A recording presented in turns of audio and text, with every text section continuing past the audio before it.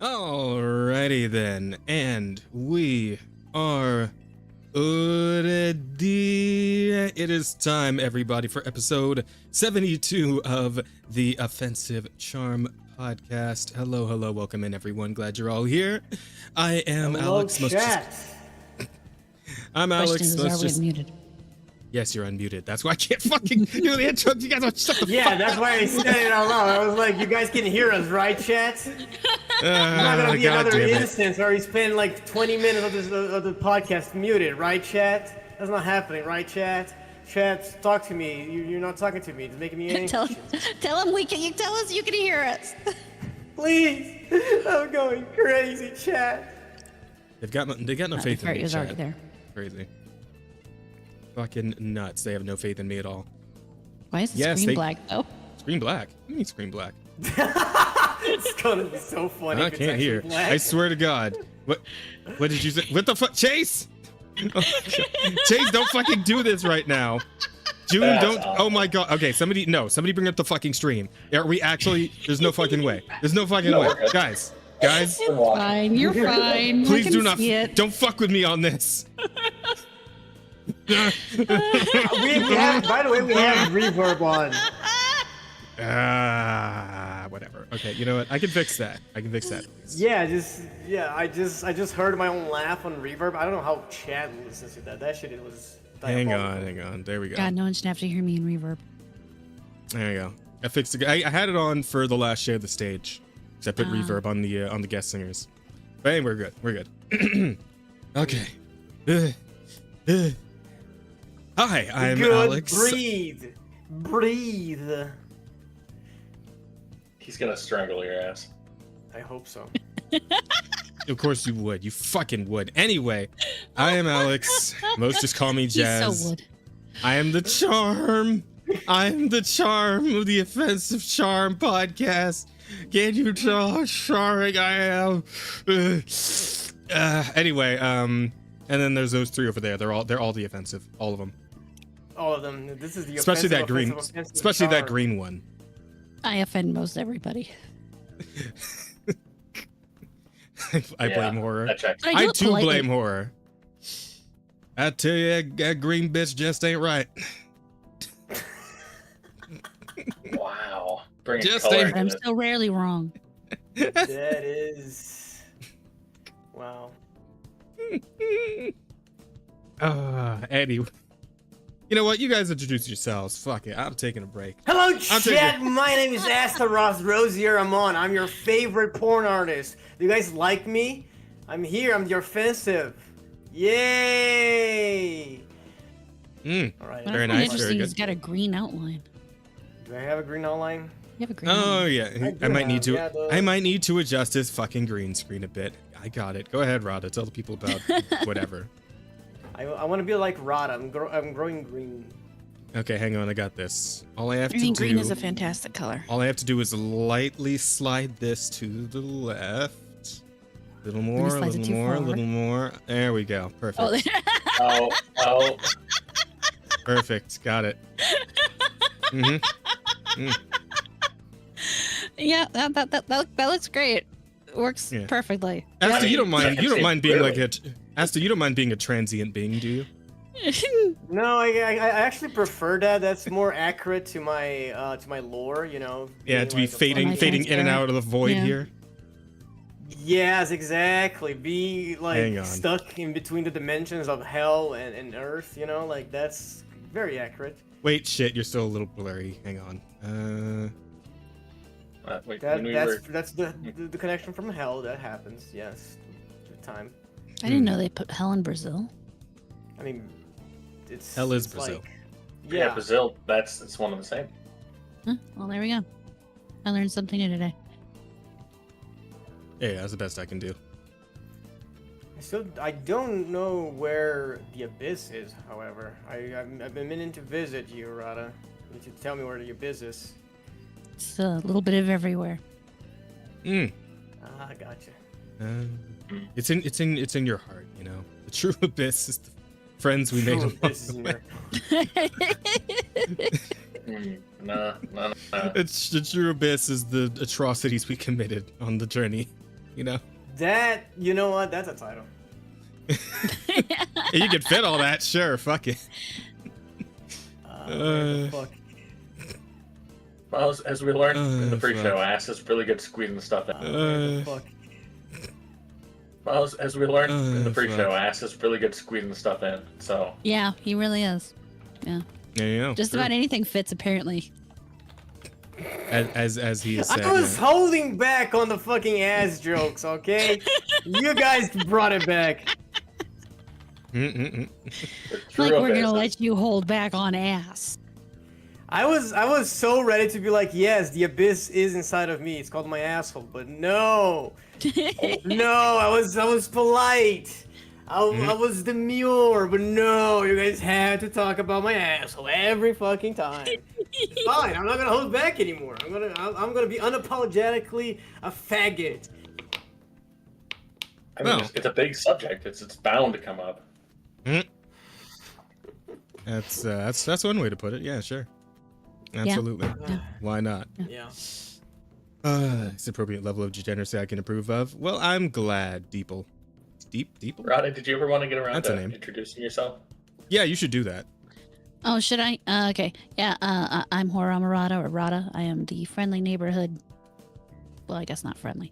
I am your local eldritch horror here to, do the horror eldritchy mean things. And I hate women. Yeah, I was saying, it's like you don't really seem all that horrific, and it's like, oh, there it is. There it is. All the kind of content all YouTubers fear, for fear of YouTube itself. There we go. That is pretty scary. Oh man, next thing you're gonna do is start playing some copyrighted music. Oh god. Oh no. Ah! Oh no. Oh no. I was gonna say the N word. Oh no. Oh no, not the N word. Quick, someone play Roblox because that's such a friendly game. Oh god, she's gonna play copyrighted music with the N word in it. Oh no. Quick, hold on. I've got a Kanye West song everybody needs to listen to. Oh no. No. I am still surprised we're still like this is episode what, like 80? 72. 72. 72. How are we still going? How are we still in business, chat? Luck, mostly. Determination. YouTube hasn't found the station yet. It's just. That's true. We gotta grow bigger, so we can catch YouTube their. AI fucking sucks. They can't even find us. You know. Yeah. After all this we said live. You know. Oh man. I mean, it's not necessarily a bad thing. Less than friendly, she will bite. How? She doesn't even have teeth. Got weird face tentacles. I have a. Can Do those you bite? know what's under Can these you bite? tentacles? Can you bite with those? No, I don't fucking know what's under your tentacles. Why would I know that? No idea about like octopus anatomy. There is a beak under these tentacles. Of course I can Beak? bite. It's a venomous Yeah. beak. Ew. Gross. Not a fan of that. I don't like the visual of that in my head. It's unpleasant. That's how it works.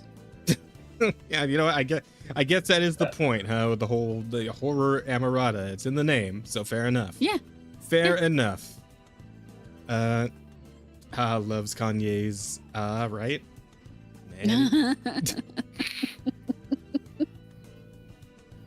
Oh god. Anyway. Did Bear introduce? Where is Bear not on this? Oh no, never mind. I just saw am him. off yeah, screen. yeah, you are. He is almost the stream. Yeah, Oh, right. I mean, Yeah. Yeah. So I am bearing it all for you. Yeah, no, he was camouflaged in the Yes, background. I so- almost didn't see him. yes, everybody. Our newest host to the panel, Bear, is he's too fucking big. It's like Yeah. he's like Ridley back in the day. Yeah, before they He's the only actually. thing that doesn't fit Nesta's ass. There you go. Eh.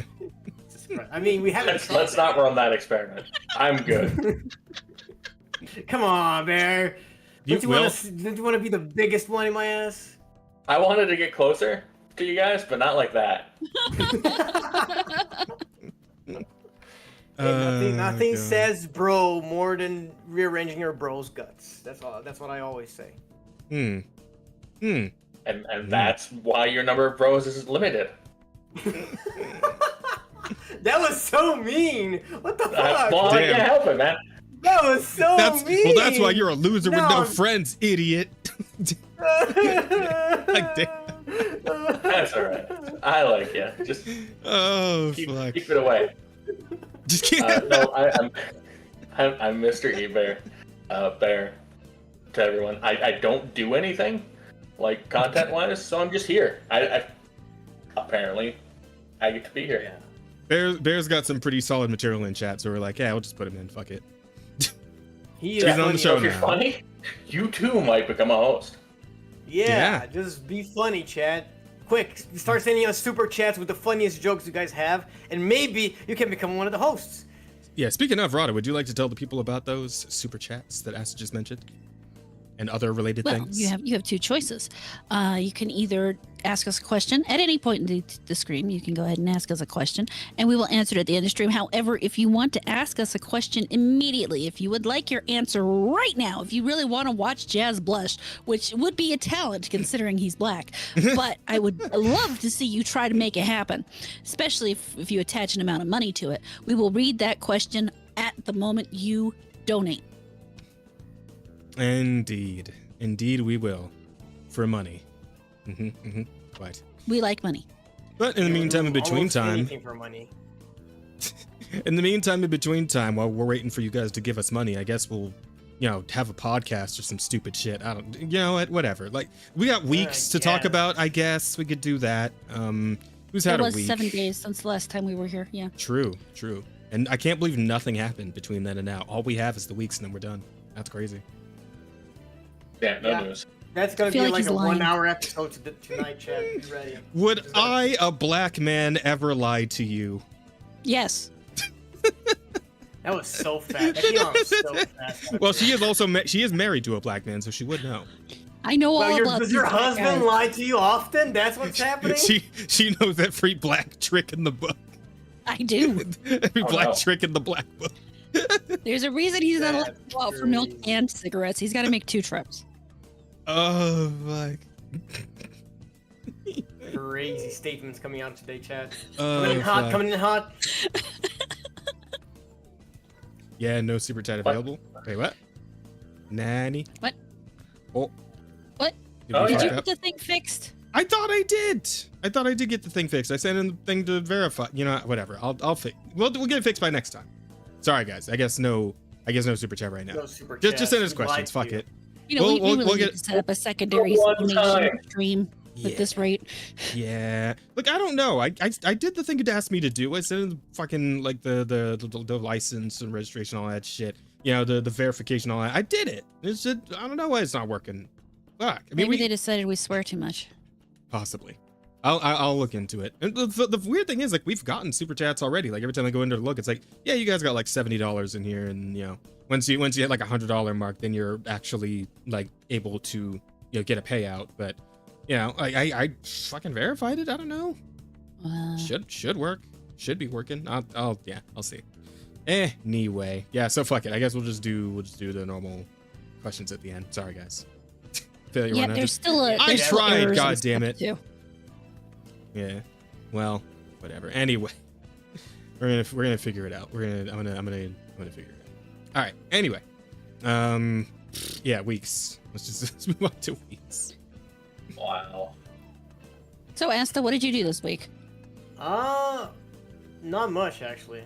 Like my weeks are pretty much the same every time. You guys know. A bunch Yes. of gotcha. There is something that I did that's kind of new, which is make a Patreon. But Patreon is how'd something that that's bitch to me. Oh. Not like I already had like a page. It was just not set to creator, right? Because I was subscribed to people, right? Uh-huh. And then I was like, oh, become a creator. And then I did all this stuff that they asked me to do to become a creator. And then I sent my page to revision. But it's been 10 days and they still haven't fucking revised my page. And I'm starting to worry what the fuck is going on. Like, at first they replied to me like, they were like, oh, there's some stuff about your page that we don't like. That's against our Terms of service. TOS, yeah, or TOS, right? Because you post like not safe for work stuff, and I'm like, oh, why I can't have that? You're like, Oh. that shit can be public. You gotta His private Visa and that, MasterCard said That's not Yeah, okay. yeah. Visa and Mastercard said no, you can't have that shit public anymore. Now you gotta make all your fucking content private. So I made an entire new tier, which is like Okay, so I made it so you can have like exclusive content for the lowest tier. That was $5. Yeah. But then that shit didn't fucking work because of not allowing me to post my regular stuff publicly. So I had to make a different tier that is $10 for you to view the exclusive content, and the $5 that is the lowest tier for you to just view the stuff that's already on Twitter. But like with early access, that's what I made. Like you get to see that shit 1 week before I post it on Twitter. So if you follow me on Twitter, all my art's gonna be delayed from now on because I have to do this for Patreon. Otherwise, they come for my balls. Yeah, that was that was like annoying, and now they don't answer me back. Like I fixed what they told me to fix, but I still cannot public my page. Like I can't like launch it. So I know Patreon not that long ago went through some kind of purge where they basically stopped allowing a lot of that. Oh. Yeah, you picked the worst time. Yeah. I mean, well, I and the worst don't- platform because it was actually a little while. It was like a couple years ago that they actually did it. So Well, you might I look don't at know. something else. Like every artist that I follow has a Patreon, and like I don't really have a lot of access to other stuff. You know, like Fanbox or that shit is Japanese, and then I would have to be dealing with another currency, which is yen. Like Fansly, maybe I can go over there, or like, but that's not really good for artists because it's mostly just cam people, you know. So I was like, you know what? I need some extra income. Why not make a fucking Patreon, right? At least if it's like a couple people subscribe to me, that's gonna be like $10 a month, you know. That would be cool, but no, I guess. So I just starve, you know. I mean, I have to wonder if you could do OnlyFans. Yeah, OnlyFans or maybe like Subscribe Star. Yeah, I mean, I say subscribe star more than OnlyFans, but I guess like some like VTubers and shit actually do have like OnlyFans accounts, so they just post like fucking lewd art, right? Isn't that a thing? I've said I if don't know. I I feel like I could heard get an about that. animator, that's the only way I'd do it. So I honestly don't know because I don't use OnlyFans or Fansly or that. I imagine the other tentacles would be ones. very popular on OnlyFans. Right. For everything that normal people use it for, VTubers use it for too. Yeah. Okay, I mean, I might try it then because. At the Patreon's worst, good. you'd navigate over there, take a look, see if maybe there's a spot for, just Yeah. artistic shit. And Mm-hmm. Yeah. Because I always thought like OnlyFans was like the normie shit, right? Like where people went to see their Like actual Instagram pictures. celebs being spread open. I don't know. That's an interesting way to put it, man. I mean, there's no reason you can't spread other things open too. So Yeah.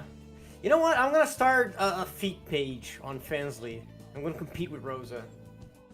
Do it. There's Feet Finder for that. I mean, if you're gonna go for it, go for, where it's. Feet Finder. That's the one Rosa I- settled on, if I remember right. I think this one's for you, Rada. Deeple is commenting over on Rumble. Hey, look, super chats. yes. Wait, we hey, have look, super chats on Rumble? Yeah, you can take money on Rumble from day one. Oh shit. Hey, look, super chats. It's magical. Okay, time. What the fuck is this show about? Since I've never been here before, blame horror.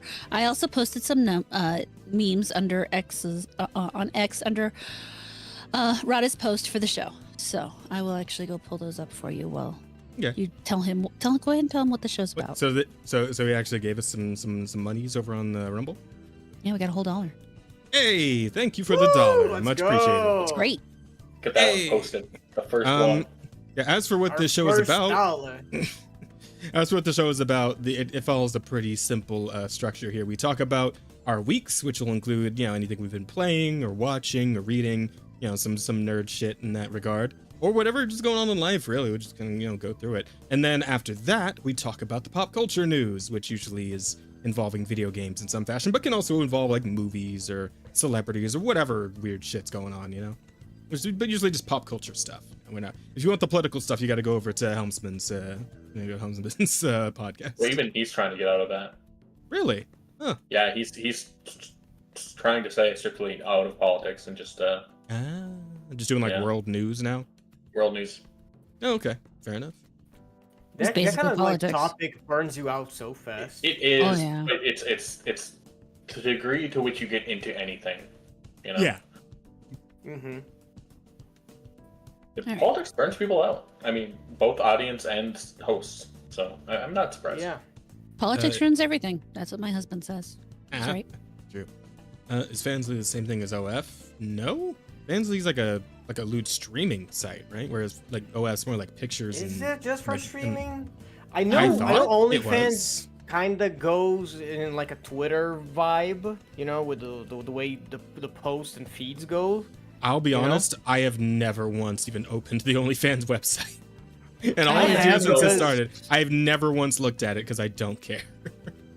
Because Rosa had it set up. Yeah. with that, I know that there is like a thing there where you can just unlock pictures and stuff. So Wait, Fansly or they're similar, OnlyFans? but you can Fansly. Oh, okay. So they're similar, but Fansly can also do streaming stuff, and I don't think you can do streams on OnlyFans. Okay, yeah, because because Fansly I did open up the one time when me and Rosa were playing fucking Corruption of Champions Yeah. on I guess it was like a fucking donation goal or whatever. But yeah, we did one stream of that on Fansly, and that was the one time I'd ever actually like interacted with that website at all. So. Also, I'm gonna tag you in on Elon's website. Oh yeah, I grabbed that, villain. No worries. I got all the stuff all in the topics channel, so we're good to go there. But And any I tossed that the memes from Deeple in the Oh, okay. topics. Means to survive. Sure, why not? If we're gonna touch on those on the topic, sure. Hey, all right, but yeah, weeks, guys, weeks. What are we doing? That's pretty much my week. Just dealing with Patreon, playing gachas.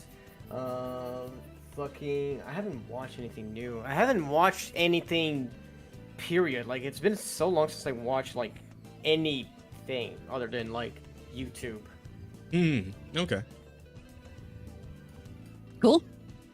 Yeah. Uh, That's it. That's my week. Fair Some enough. That's those. short. Rada, Bear, either of you had a week? Yeah, I mean, my stuff's pretty short. So, continuing to delve into RimWorld, I managed to take my colony of lightly inbred Neanderthals to space, and then unfortunately they got stuck there. So that's the end of that run. Oh. That was fun. Yeah. Sometimes you make mistakes. That's how that game works. Otherwise, I've been pretty busy doing a bunch of stuff for my next campaign. My current players are nearing the end of the arc for this one, so I've got a lot of D&D stuff going on in the background. Okay. Very cool. Nice. We do love some D&D here on this podcast. I think all of us are Hell yeah. D&D players at this point. So. We all do D&D here. Yep. Good shit. Good shit. Other than that, though, yeah, that's it. Okay. Okay. Rada, you been up to anything new this week? Well, what did I list? Let me think about this. I don't remember what I did Wednesday.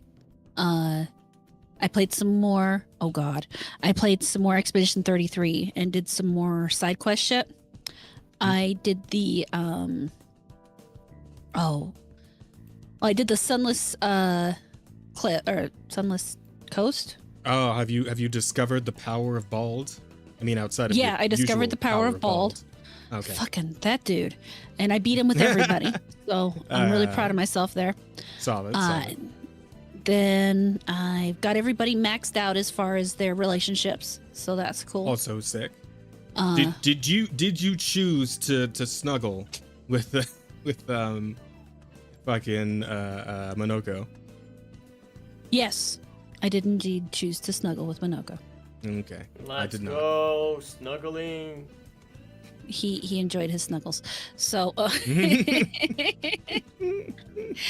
I also feel like it just real quick. It's like only pseudo spoil. I'm being as vague as possible, but like that fucking please help me is gonna live on in my heart forever. My God, that fucking so yeah. I fucking broke down when he let that. Please help me. I lost it. It was so good, man. Like his comedic timing is fucking incredible. Yeah. Oh, I love him. They did such a great job with those characters. And I did beat Golgra, so that was nice. Cool. Very good. Who'd you beat her with? I beat her with well, it was just there, so it was Minako I thought you meant you beat the real Golgra fight. Oh no, in the I just village. mean in that spot, yeah. Oh, okay. So, So you still got a I real did get Golgra through fight that, to do. but I got Noko. So Yeah. I need It's to go funny, visit man, him. because like you do the fight in the village against Golgra, and then she shows up there, and you have to fight her, and like, oh god, I'm about to get fucking folded, aren't I? And then it's not really that bad. Like honestly, I dunked her in like one turn. It's like, oh, okay, so she's decided to hold back for this one. You know, I appreciate that. I do. You know what? Thank you for letting me just take that one. That's fine. Oh man. And then what else? What was that? Oh, that tower. I went up that really tall tower with that Axon. Mhm. And got to the top of that and had my heart ripped out all over again. And I was like, God damn. I thought I had just gotten away from, I know the end of the game's probably going to rip my heart out again, but I had just gotten to the point where it's like, okay, I'm just doing side shit. There's no way they're going to try to make me cry again. And it's like, you fuckers. Junebug, I get the feeling she hasn't even met them yet, but she's probably going to be heading that way soon. With what you've accomplished now, like what you're telling me you got done in the last session, you're probably going to be heading towards those two pretty soon, because as far as I remember, there's not really a whole lot else for you to do at this point. I mean, there's a few other things still for me to do. At this point, I'm revisiting some things and finishing up some other things. And I went back and I can now dive, so I've got all those spots to go back and pick up. And no, absolutely get those, because every single one of those is like 5 fucking colors of Lumina, I think they're called, right? Yeah, well, the skill and then points, there's the skill point things. And then there's the Renoir's drawing board or draft or whatever it is. And I'm most of the way through that, but I played for 6 hours on Sunday, and 90% of it was just in Renoir's drafts. So, yeah, some of those creatures in there are a bitch. Absolutely, and I think that's the point. It gets a little rough in there, but if I remember correctly, what's waiting for you at the end of that dungeon is by every means much worse. But oh god, I'll let you get there when you get there. As it is, I'm stuck at the because there's a merchant like I don't know how far through, and I'm in the middle of trying to fight him so that I can get his stuff, and he's got two of those fuckers with him. And you gotta beat him with one person. Yeah. Yeah, the late game merchants that like actually summon in ads to help them. It's like, oh, you fucking bitch. Yeah, I saw that and I'm like, this is wrong. This is so wrong. Yeah, it's like what self-respecting Jestrel's gonna sully the 1v1? It's like, actually, You're no, right. this is actually pretty in character for some Jestrels. Now I think about it, some Jestrels absolutely would be a bitch like this. So. Yeah, but so I did that, and then on Saturday I played Peak with Mayonnaise Chase and Nemo. Good old Mayonnaise Chase, love that guy. Yep, and we had their friend Bird on with us. It was a lot of fun. Bird actually pulled out the MVP and helped beat the game at the last minute. We were all dead, but it was a lot of fun, fighting or helping each other up over the mountain and doing the climbing and stuff. A lot of fun times we have had with that. So I enjoy being able to do more collaborative things, I guess. co-op. That is I don't know. However you want to put it. You know, Yeah. being a little less solitary than I normally That's good. am. I But would I'm like to having fun. think that my Bloodborne efforts have gone some ways towards helping with this. Yes, Wow. We've got to do more Bloodborne too. So Yes, well, we're already like planning for Thursday, so yeah. Yep. It's coming. Thursday. Yeah. We'll be Speaking of, doing- I don't know if you already went and got yourself some more, like farmed those Madman's knowledges. Shit. Might Oh, I want to do haven't had that. the time. Okay. Might want to do that when you get the chance then, before Yeah, well, Thursday. From what I Uh, understand, you and my husband have a date tonight, so I can probably We do it while do. you guys are. Hey, We yo. do. We're gonna play some Fortnite finally. We got some Power Rangers to fuck around Can't with. believe you're cucking Go, her Power live on stream. Rangers. Listen, Are you listen. kidding me? I won't play Fortnite with him, so somebody's gotta. Yeah, true. Her goes husband, to that chair her husband willingly. needs a man, all right, to play Fortnite. Valid, Every real. man needs another gay man occasionally. I support that. Asta's not, Yes. Asta's not coming. What do you mean? You hear this? You hear this, chat? Every man needs Asta's another not gonna gay play- man at one point in their Asta's life. not gonna play Fortnite with us. What do you mean? I've tried to get No, him to it's play just you Fortnite. two He gay said boys. no. That's all. Oh, wow. Well, you called your husband gay? You're literally married to him. What the fuck? That doesn't make That's him how I know he's straight. gay. Well, it at Yeah. least makes it. At least it at Just least makes him because- bi. just- Okay. It at least makes him Just because bi. you're married to a woman, that doesn't make you less of a faggot, right? Like, let's make one thing very clear here. You can be Fellas- very Like gay saying and that- be married to women. Fellas, is it gay to love a woman? Yes, according to Andrew Tate, it is. According to a lot of these guys, being loving a woman is very gay. Yeah, loving a woman, having Eh. only one wife, and Damn, remaining granddad. committed. Trying to do It's the gay. right thing out here, and I love these hoes, granddad.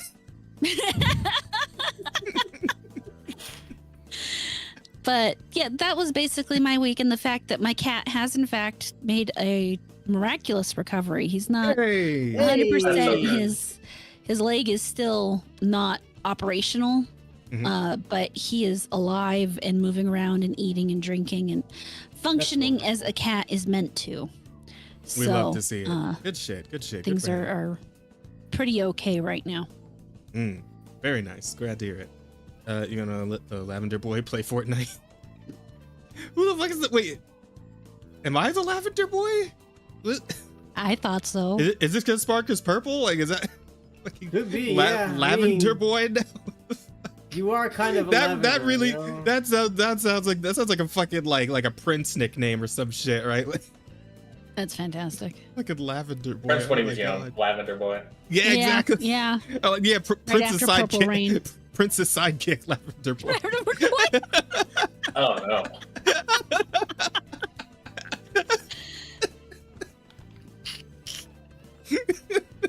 That's great. That's great. But yeah, that's basically the wrap up on my week. Jazz, what have you done this week? Well, you know, I actually jumped into that fucking Battlefield 6 beta for a minute. And, you know, feels pretty good. Feels pretty solid. I only really tried out one mode, which is like the point capture mode, where you tend to respawn pretty fucking quick. Like you, when you go down, like you can either like call for help, because like you go into like a down state where somebody can pick you up if you, you know, if they have enough time to do so. And there are like there's specific classes in the game now, right? Maybe there always were. I never played a Battlefield game before. Yeah, It's actually my first Battlefield game. But it's got specific classes where like each guy has like a specialization, and there's a support class who can pick up allies like twice as fast as anyone else, right? Like they're medics essentially. So you know, or you can just give up and die, and you'll immediately respawn, right? But the guns feel pretty good. You know, it's very like fights do not last long, right? It's you know, it's been a minute since I've played like a normal ass dude gun game. Right? Like usually when I'm playing a gun game, it's something where it's like, oh, the guns shoot lightning and fire, and oh, your guy can like teleport, you know, you got like special moves and shit you can do. And like, you know, shit like Marvel Rivals or that fucking anime Apex Legends beta thing. I forget what it was fucking called already. Oh, or you know, by the way, or like Doom or whatever else, right? You know. So it's been speaking like, of that, yeah. game specifically, I did get the fucking access to it. What? Oh, the anime. Yeah, Apex the thing? Fate Trigger. Yeah, I got the email like the other day and I forgot to download To it. actually We play should- it. Yeah, we can go in. We can check it out fucking together. play. Yeah, we can go in. Yeah, let me know yeah, when you got sure. time, and I'll play with you. Hell yeah. Yeah. You hear if that, we get- guys? He's gonna play with him. Yeah. I mean, if we could find a third person, that would be ideal because I believe it is They teams want a of threesome. 3. Wow. They? Who's Punch they? the locker after This today. man wants a God. threesome. He can do it. I'm God, monogamous. All right. Just, God, I want to punch you with the face. I don't fuck with this Chat, menage is it, bullshit. All right. chat, is it I'm gay a loyal. I'm it a gay loyal to hit a faggot, I'll woman? have you know. who deserves it? Yeah, man, that's the manliest thing you can do.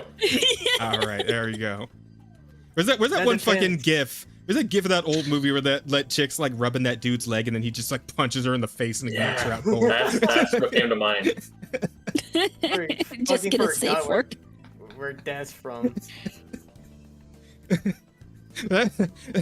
Well, Ratblade's fucking comment makes you think of that other meme where it's like it's like when you ask your boyfriend to choke you, but then all of a sudden while it's happening, like you just hear, "Had enough of your shit," and then he's just like, Yeah, that's fucking the fucking Evangelion Yeah, exactly. meme. Oh There's a fuck. reason I don't ask to be choked. I know who I am. That it's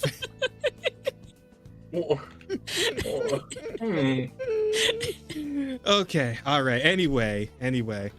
So yeah, I played the Battlefield 6 beta. Pretty solid. Yeah, feels like the old Call of Duty days, right? Feels like playing, World at War again, or like the first Modern Warfare. I think probably first Modern Warfare would make a little more sense, considering this is clearly like modern gunplay type shit going on. You got modern guns, modern armor, all that shit.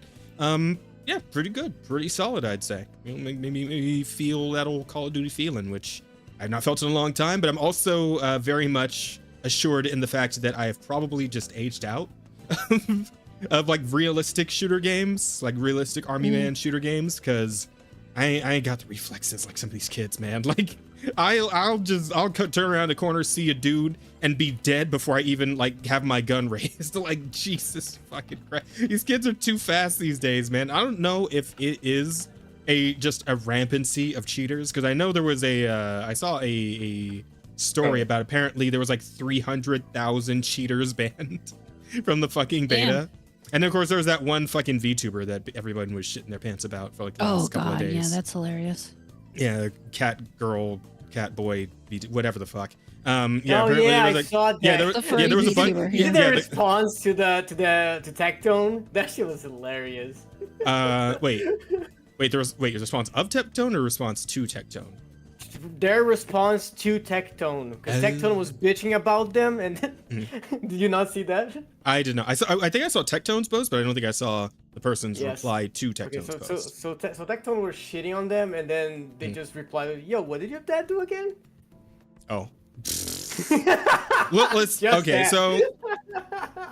because here's the thing, people have been harping on that for like the last couple of years in terms of Tectone, and like me personally, I don't much care for like Sins of the Fathers type shitting on, because again, like my dad has had like 5 different children of 4 different mothers, right? So Sins of the Fathers is really not something I can get on board with. But Okay, that's valid. That's valid. so And yeah, then I'm white. If I was gonna wear everybody else's sins, I'd just be fucked. Lamau. exactly. Yeah. So yeah, sins of it, like guilt by association is just not something I really like. No, jive with. okay, yeah, that's valid. You know, I understand your point. It's got a you. very good point. I agree with you. Fair enough. I just thought their response was funny because like. No, I mean, Tectone was hey, trying to that's be like, oh, that's more fair. like- Yeah, If it's you still fucking listen, hilarious. listen, if you found it funny, you're allowed. That's fine. I'm telling you why I don't particularly find it amusing, but it is what it is. No, absolutely. Yeah. And then but the whole thing with this person in the first place is like, yeah, I saw the clips. I watched those clips and it's like, wow, that is a fast as fuck snap to somebody who appeared to be behind a wall. I don't know, man. Yeah.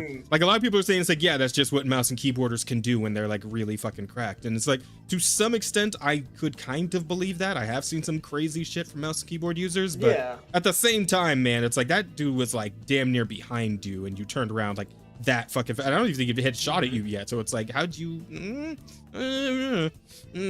Plus, again, like if we're talking about 300,000 people got banned for cheating, it's like, well, it seems like this might be a thing that's kind of on the rise anyway. And it's like, I wouldn't doubt. Yeah, you know, a lot of people would be bitches and just throw aimbots on, about right? that. Yeah. So, you know, and it's like, again, yeah, I know I'm bad at these games. I get that. I'm fine with that. I know there's going to be a lot of people who are much better than me. But like, if I'm running into somebody who's just straight up, you know, doing a fucking robot, having a robot fuck me instead of, you know, just using their own skills, it's like, it kind of takes all the fun out of it, doesn't it? Like, even if you're the person using the aimbot, it's like at some point, don't you just get bored of, you know, winning with no effort? I don't know. I feel like there's not really. Yeah, I don't know what's their like thing about that with cheaters. I never understood cheaters in like games like this, right? Because I guess I get like for ranked stuff, right? Like you want the ranks because especially like stuff like fucking League or Valorant, you get skins out of getting higher ranks, right? Yeah, I suppose so. So I get why you would try and cheat your way into getting those limited rewards, but a game that it just that is an open beta. Yeah, Like, right. come on, what are you trying to do? So there's a lot of different mentalities that go into that. Some of them are just like, I deserve it. I deserve to be able to win. Or if I had enough time to put in as all these like unemployed people, I'd be just as good. So this is just evening the playing field. Really, there are a lot of different ways people can convince themselves that it's okay. Yeah.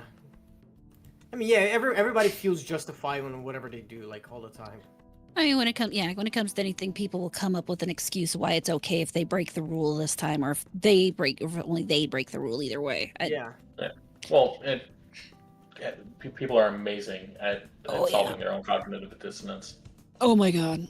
Well, or at least ignoring it. Let's put it that way. Because let's face it, they certainly don't solve it. They just come up with rationalizations as to why. Yeah. Yeah.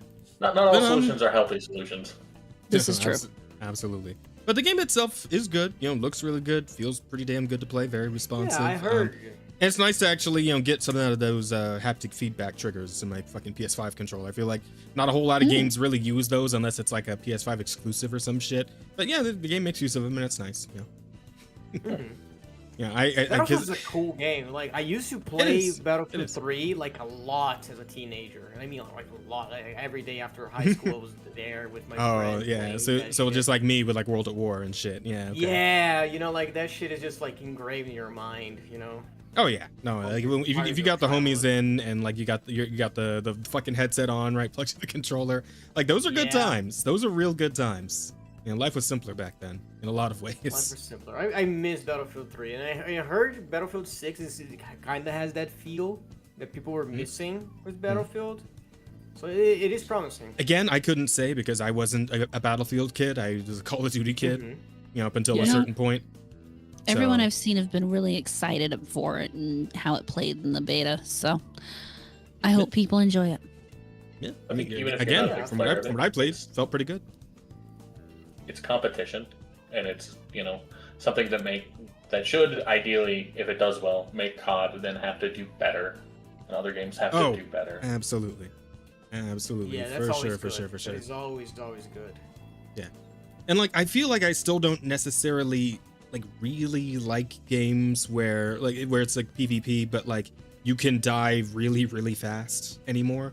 Because again, I used to get on with Call of Duty, but it's like at a point, like I started playing games where it's like you actually have some amount of a health bar to like do something with, right? Like you're not just dying instantly upon being shot in the head or whatever. Like shit like Marvel Rivals, right? I like games like that where it's like, okay, I've got some semblance of a health bar. Yeah, exactly. But it's like I didn't mind it this time. You know, going back and playing something like that, it wasn't so bad. It's pretty solid. I could see myself doing that every so often. I mean, I don't know if I'll go in on Battlefield 6 when it drops, because again, that's like $70 game, so it's you know, so I'm not probably not gonna be in there on release, but I mean, what it was, good time. I think, when does the game actually, is that due out like this year or? That I don't know. Because I know they have the beta. I've heard of the game, you know, like at all. Like I didn't even know they were doing a Battlefield 6 until the news start dropping. Yeah, because they're doing the beta for this weekend, and then I think they're also doing a next weekend or this coming weekend beta. This past weekend and this coming weekend, the 2 betas, right? And then I assume maybe the game will be out 4th quarter sometime. I mean, we're kind of almost in 4th quarter at this point, but actually no, we're not. Yeah, no, okay, yeah. So 4th quarter, maybe so like I don't know, November, December. But I don't know if they put out like a proper release date yet. I assume soon though, because the game feels like pretty like well put together at this point, even the beta. So can't imagine it's like too far off. But yeah, so I did that. I went ahead and I cracked open that old Disney Plus and I watched Mia's Ew. show. Yeah, I watched Mia's show. You know what I watched? I watched Eyes of Wakanda. Oh God, I didn't even know that was a Yeah, thing. What the fuck is that? It sounds terrible. So, well, okay, so it's an animated show that they just put out. It's a little 4-episode thing. So you managed to like you can eat it pretty fast in like one sitting. Little like 30-minute episodes per, so it's like a little 2-hour sitting. I watched that, and I mean, it's not great. It's not awful though. It was visually interesting. Like I think they got the same animators they did had to like Arcane on this. Like the visual style is very similar. The way the characters move is very similar. A story is that this is sort of like an anthology thing where you're following like different characters in each episode. And the main crux of the whole thing is that we're following characters who are members of the War Dogs, which are this super secret, sect of Wakandans whose whole purpose is to retrieve Wakandan artifacts from the outside world, which is to say anywhere that is not Wakanda, right? So shit like, if you remember, what was it? You saw like the first Black Panther movie, right? And you remember the bit with Killmonger in the fight, or Killmonger? That's his name, right? Yeah. The villain, the guy with the dots. Yeah, Killmonger. Yeah. Fucking, what's Michael Jordan? That could be Jordan. Yeah.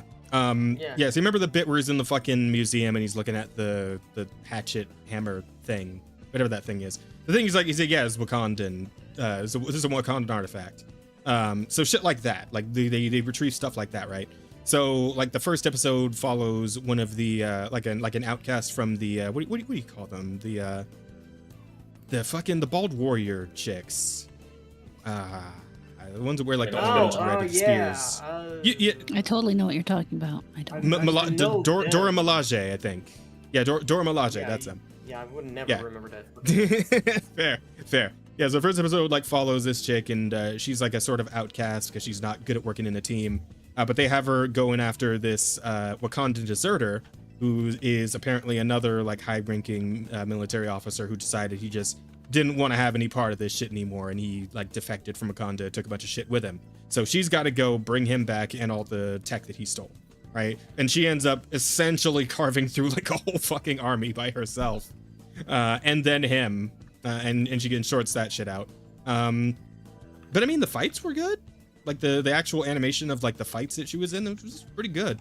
And the 3 following episodes kind of cover all that same sort of shit. Second one follows like a dude. The second one is like kind of wacky, right? Because we're kind of getting into the Marvel fucks with history a bit sort of deal, right? Which I don't necessarily, or I'm not necessarily that bothered by, because you got like fucking Captain America fighting Nazis and whatnot. But in that case, they kind of give him his own like specific guy to fight that also wasn't real, instead of like having him go after Hitler or something. As far as I know, did Captain America ever fight Hitler? Like maybe an old comic or something. I would be surprised if he didn't, but I think they always use Red Skull as a stand-in for like for the Nazi leader, typically.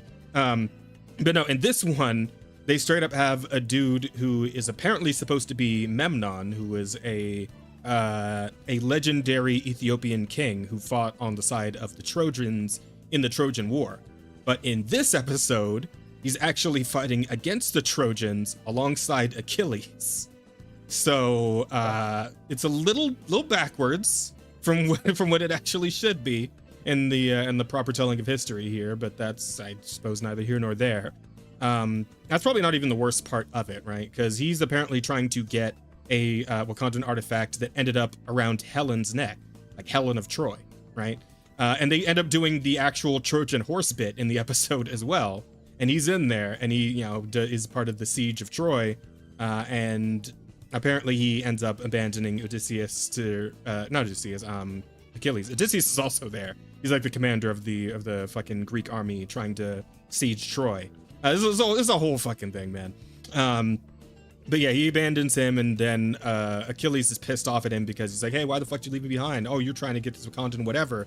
Well, now I think Greece should have it. And he's like, nah, bro, can't do that. So they end up having a fight, and he just straight up kills Achilles, which is funny because apparently in the actual, mythology retelling of that story, it was Achilles who challenged and killed Memnon. So we kind of went ahead and swapped that all the way around. So that is that. And then the fucking Iron Fist appears in episode 3. So that's also interesting. I don't know. Like they had to get a Wakandan artifact from China, but Iron Fist is like, hey, that's our ancient dragon head or whatever. So I need you to give that back. And then she just follows that agent back to Wakanda and becomes a whole fucking thing where she's like tearing through Wakandans, which I mean makes a little more sense because she actually has like superpowers and shit. But it's a whole thing. And then the funniest thing, right? The last episode actually has a couple of these war dogs retrieving that same fucking axe thing from Black Panther 1, right? And then they get jumped by the future, like 500 in the years future Queen of Kondo's like, hey, you guys got to go put that back. You guys got to go put that back because aliens are going to come and fuck Wakanda. And if you don't put that back so that Black Panther 1 can happen, then Wakanda won't like help the planet fight the aliens. And then the aliens were going to kill Wakanda too. It's like, wow, really? Like aliens attack the fucking Earth, but if Black Panther 1 doesn't happen, like the Wakandans will just be like, nah, whatever. Like really? That's turbo fucks. Like, because the whole thing with Wakanda, right, is that they're extremely isolationist and all that, right? Yeah. But I feel like it's a little extremely retarded if like aliens literally invade the Earth and you still decide that your nation doesn't need to have a part in that to like save the planet until those aliens come for you specifically. It's like, guys, did Wakanda 1 really have to happen for you to realize that this is probably something you should address in the moment? Like, but yeah, so the whole thing, like a lot of the stories are dumb, but the fights and whatnot that happen throughout the episodes, those are fun to watch. So, I can't say I didn't enjoy it to some extent in that regard. The animation was good, the fights were fun, the stories themselves were stupid, but overall it was okay. It's all right. It's a strange thing peeps are doing lately where the villains are just misunderstood and become the bestest. Yeah, I don't know, man. I can't have the white guy beating the black guy. I guess, man. I don't know. It's weird. It's odd. It's just a black writer wanking the one black dude in Greek history. I guess so, man. Yeah. It's like I do find it funny. It's like, oh yeah, there was apparently like one prominent black character in Greek Trojan mythology. So they decided like actually that dude was Wakandan the whole time, and I'm like, all right, sure, why not? Yeah. So there was that.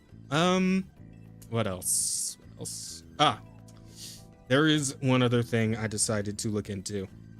Okay, Asta. Yeah. Asta, chill out. Asta, chill out. Calm the fuck down, Asta. Relax. Fuck. Relax, I didn't Asta. see anything. I didn't see anything. Right, Asta? Shut the fuck up! Okay. All right. Wait for it. Wait for it. Just fucking say it already, man. I'm Wait gonna for fucking it. kill you. Yes! Yes! I'm playing it right now. Give me your fucking friend code. Give me your fucking friend code right now, you bitch. You succumb to the hordes. I decided Is that to what's going on here? Yeah, I decided to check out. Give me that shit right now. I decided to check out Uma Musume Pretty Derby. I was curious, so I downloaded it and I started playing it. And it's it's pretty good. It's pretty good. I'm telling you, the horse girls are fucking goated. It's a funny thing, right? Because like because like I didn't get it until I actually got in there and started like training one, and then watched her do her first race and like saw her take first place, and like I couldn't like I caught myself after the fact like. Yes, Taiki Shuttle, you got it. Yeah, like I out loud. Yeah, like, that's what I'm saying. That's what I'm saying. When you see them like on the fucking verge of almost losing, and then they pull ahead, you're like, yes, that's my girl. I raced that bitch. You know, that is such a fucking it's a good feeling. Dude. Like, yeah, when you go through like several cycles of actually training and interacting with the character, and then you watch them do the race, and you're literally just watching, right? Because like it's all you can do. You train them up, and then you put them in, and it's like a randomizer or whatever, and it's like you're hoping for the skills to activate so they can pull ahead and all that shit. And it's like, come on, a little further, come on, a little more, come on, you could dig deep. Fuck, you're in second place. You're almost, oh god, like 100 meters left. Oh, you're so close. Come on, a little more. Like you get into it. You do. Like I was unaware of how much I would get into it, but it happened. I felt it. I did feel it. Horse racing is addictive. Indeed, but like even more so when all the horses are cute horse girls, right? I did find myself captured, so there we go. That is what it is. And then and like all the side story stuff is fun too. You know, I did a little bit of Gold Ship side story, and man, like I knew she was a crazy bitch, but the fact that she literally like shoves you in a fucking sack and kidnaps you. Yeah, she's really insane. There's a reason why I have my gripes with her in the beginning. Yeah, but they're all very endearing, right? They're all quite endearing. Like everyone has their own little like quirk that make them like likable. Except Haru Urara. I feel like Haru Urara, you're just a fucking pushover. Well, listen, there's something that exists that is the love of the underdog, right? And if you're the one horse that has lost 100 fucking races in reality, like people are going to have sympathy for you, and they're going to want to cheer you on because you're like, even though you're eating shit over and over again, like you're still trying, right? So we gotta give it to her on that one. Plus she's adorable. They made her very cute in the game, so yeah, she is very cute. I have a friend, and they are like, I need to level up my Haru Urara. I need her like high level because they cannot finish a career with her if she's not like max potential all stars. Like it's almost impossible for you to win the last race without having her like fully maxed out. And and they had to do like 30 runs with Taiki Shuttle to get all the materials for Haru. And that shit alone was like, you know what? I'm never playing that bitch. I'm not playing her. Why? She's not good. Don't you badmouth the bestest pricey Brazilian twink. Oh, villain's going ready to go to war with you. Yeah, villain got mad. Someone got mad that I made fun of their big-haired child. Listen, you guys have your war over there. I'm just gonna be over here vibing with Taiki Shuttle. All right, we're just gonna chill. We're gonna fucking fine. Yeah, and like here's the thing. That was kind of what made me choose her for my like free 5-star ticket initially. But honestly, I just like her personality. She's just a lot of fun, you know. She's very spunky. She's the fucking meme where it's like beat the American the Japanese think you are. Yeah, no, right? Like that's her whole deal. Like she's constantly yeehawing and fucking yawling and all that shit, right? Like she's fucking whenever she was I'm winner. That shit is so cute. like Englishing like every fucking like 5 words. So fucking good. Like I love it. Let's enjoy. Yeah, oh god, it's too much. It's so good. I like her so much. Yeah, she's great. So I'm having a lot of fun with her. I do want to probably do like Air Groove after I'm done with shuttles. Yeah, Air Groove's great. I love the serious nature on Air Groove. She's fun. I haven't run with her yet because I don't have her third star, so I haven't tried Air Groove. But she's very pretty. I like her. Yeah. So I suppose I chose Rice Shower for my free SSR, then got Biwa Hayahide on first play. Oh, Hayahide, yeah. She's tough to train, but she's good. I like her too. My favorites right now are Simply Rudolph because fucking mommy. Okay. Oh god. I'm gonna Stockholm because I love a girl that's just mentally Wait, like if it's the mommy thing, then why not fucking Super Creek? I was gonna say her turd. I was gonna say her turd. There you go. There you go. Yeah, I don't know. I didn't know. I didn't know. All right. Like I started the game with Opera because she's also very spunky, very fun. And then I grew on others like vodka and fucking Biwa, and then I met the big three, right? Is Teo one of them? Because I did pull Teo early on. No, I don't like Teo. Yeah, I mean I'm not. She's good. She's a good racer. Don't get me wrong. I just don't like her character like specifically that much. I don't know. I haven't interacted with her enough yet, to be honest. Though I do like the fact that it's like, because I was assuming when I did when I started the career, right, or the fucking what do you call it? Is it career?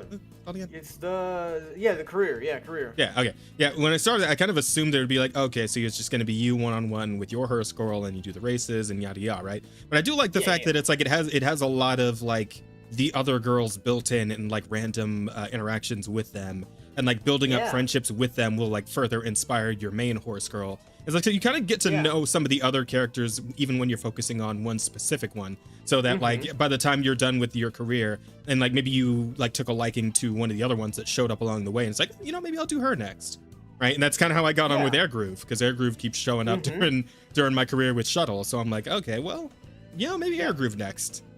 Plus, I don't want to just write on all my 5 stars, and you know, might as well, you know, try some of the weaker ones. No, that's the best part about this game. Like every character can be a fucking 5-star if you just keep getting them over and over again. All the star levels rise. Go up. Yeah. And then I'll probably do gold chip at some point, you know, for the memes. But you gotta do gold chip at least once. And you know what? At least once, yeah. You are gonna like her because she's so easy to win. Really? Like you.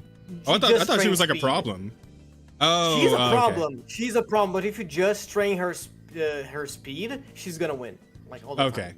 Because like I thought the whole thing with her, because what I'd heard is that like even in game she's like you'll try to do training and she'll just like fuck off and rest or something. Yeah, she just kind of does whatever she wants sometimes, right? Because she's built to be specifically just as like uncooperative as the real gold ship in real life, right? So absolutely. No, sometimes she's gonna say I'm not gonna train, and then you gotta skip a turn because she just doesn't feel like it. Okay. But then does she at least get her energy back when she does that, or no?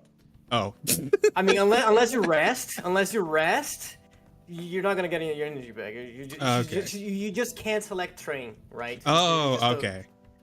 Right. Gotcha. And, okay, gotcha. But she's an asshole. Look, she is an asshole. But look at these fucking stats: 12 races, 11 wins. Like this shit is insane, right? Yeah, she seems to be quite effective, even if she is fucking completely insane. That is like a 99% win rate. That is insane. You get to other girls like Biwa, like my last career with Biwa was like fucking 11 races and 4 wins. Oh damn! Ouch! Yeah. Ouch, bro. And it's like imagine, but I imagine that one fucking race that the gold ship doesn't win is the fucking 10 billion yen incident, right? Yeah. like Bear Rod, if you guys don't know about that, so this is a thing from like the actual gold ship's like real life career that they call the 10 billion yen incident, because apparently like people were like betting on her to win, or him to win, I guess the real one's a he, betting on him to win, and then this fucker just doesn't like he just decides not to go. Like when the gates open, he just starts like fucking jumping around inside the little thing, and like apparently that led to like a combined 10 billion yen debt that people got fucking thrown into because this fucking horse just would not race that day, and they all got fucked for it. That's funny. Yeah. Gold Chip is just a fucking menace. Yeah, exactly. And then the whole bit about like how apparently Gold Ship like was getting better race times after retirement than he ever did when he was actually racing as a proper racer. It's like, this motherfucker wasn't even actually giving it his all when he was a proper racehorse. It's like, this fucking asshole. Yeah, Gold Ship is just a fucking asshole, and the character. Oh, 12 is just billion that. yen. Sorry, 12 billion yen incident. Yeah, and it's like, yeah, it's great, man, because like Gold Ship in game, it's like just like full on Deadpooling, pretty much, right? Like the. No, yeah, she's just like her fuck, like for example, her voice lines. None of them make sense. They don't, and like her voice actor is great because she's like her voice actor is just like so good because she's like sometimes she's doing like mommy voice, sometimes she's like doing cutesy voice, sometimes she just starts screaming for no reason. Like yeah, like she's really giving it to the character, so that's great. Goes man. for it. Yeah, the voice It's a lot of fun. Great. That is a very like obvious reason why Gold Ship is like so famous. Like probably the most popular girl in this fucking anime. You know. Well, yeah, her and Haru, right? They're the two big memes. Yeah. Fuck. But yeah, so having fun with that, and I'll probably keep at it. So, yeah. Perhaps more horse-related. We're doing a fucking podcast right now, Asta. You gotta do the news. You still gotta do the news. It's new. All right, go ahead. But do that. Do it in DMs. And it's news time.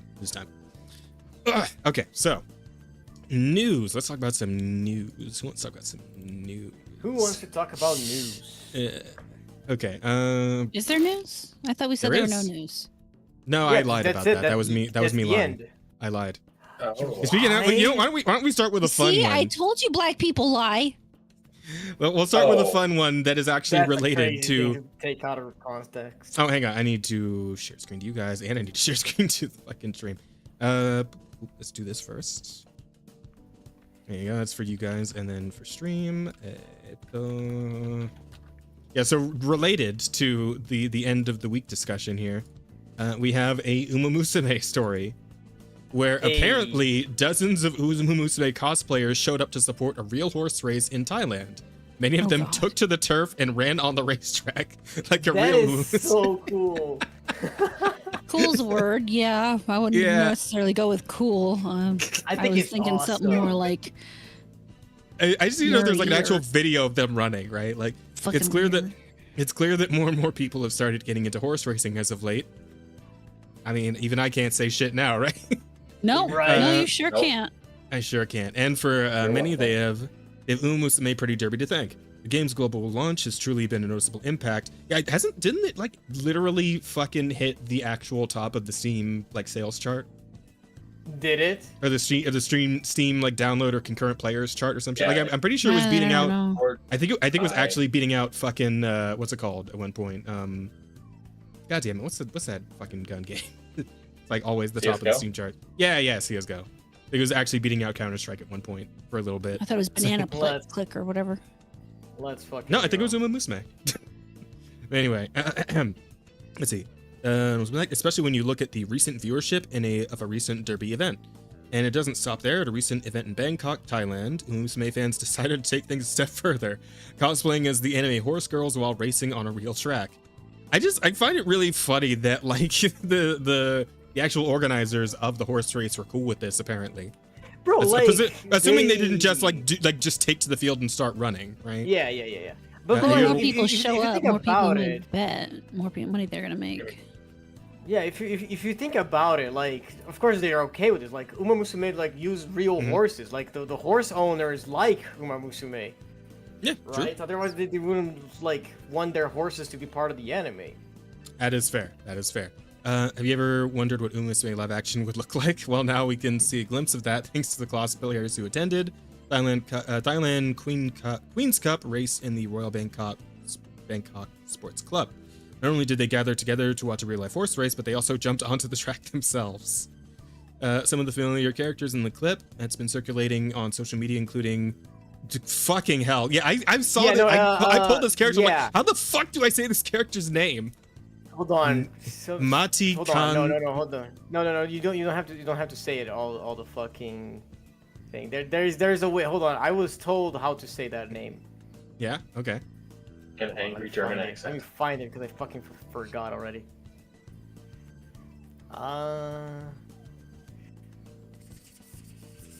Shit. You want me to continue while I'm you're trying. looking? I'm trying. Hold on. Okay, I'm- Fuku. You can call her Fuku. Oh. Yeah, I'll take a crack at it here. Hang on. Okay, Mati Kanetanhauser. Oh no, that's That actually sounded Mumbo. far too That's not American. Fuku. Oh, okay.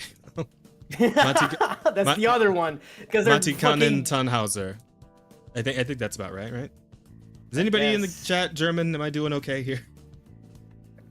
Let me look. Roddy, it's not Roddy, gonna you're some sound flavor right, of no matter light, what. right? That's Flavor of light. Oh. What are we looking at? this one right here. Do you think you got it? There, you see it? Where my mouse is? Give me a second. I don't know that that's a German. I know the Hauser at the end makes you think it's German. Yeah, but that doesn't necessarily make it German. It could also be like Polish. Oh, okay. That's true. Or Danish. Mati Kanetanhauser would, yeah. I mean, Yeah. it's pretty straightforward if it's either language really. The sounds are basically Mati the same. except for- Kanetanhauser. Yeah, it's just a long one. That's all. Okay.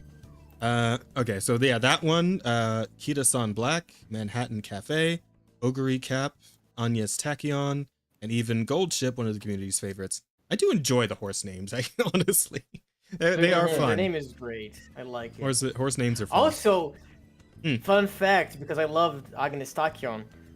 Do you know why her name is Tachyon? I do not. Because that's like the only fucking theorized particle to go above speed of light. Oh, Tachyon. Okay. Yeah. Okay.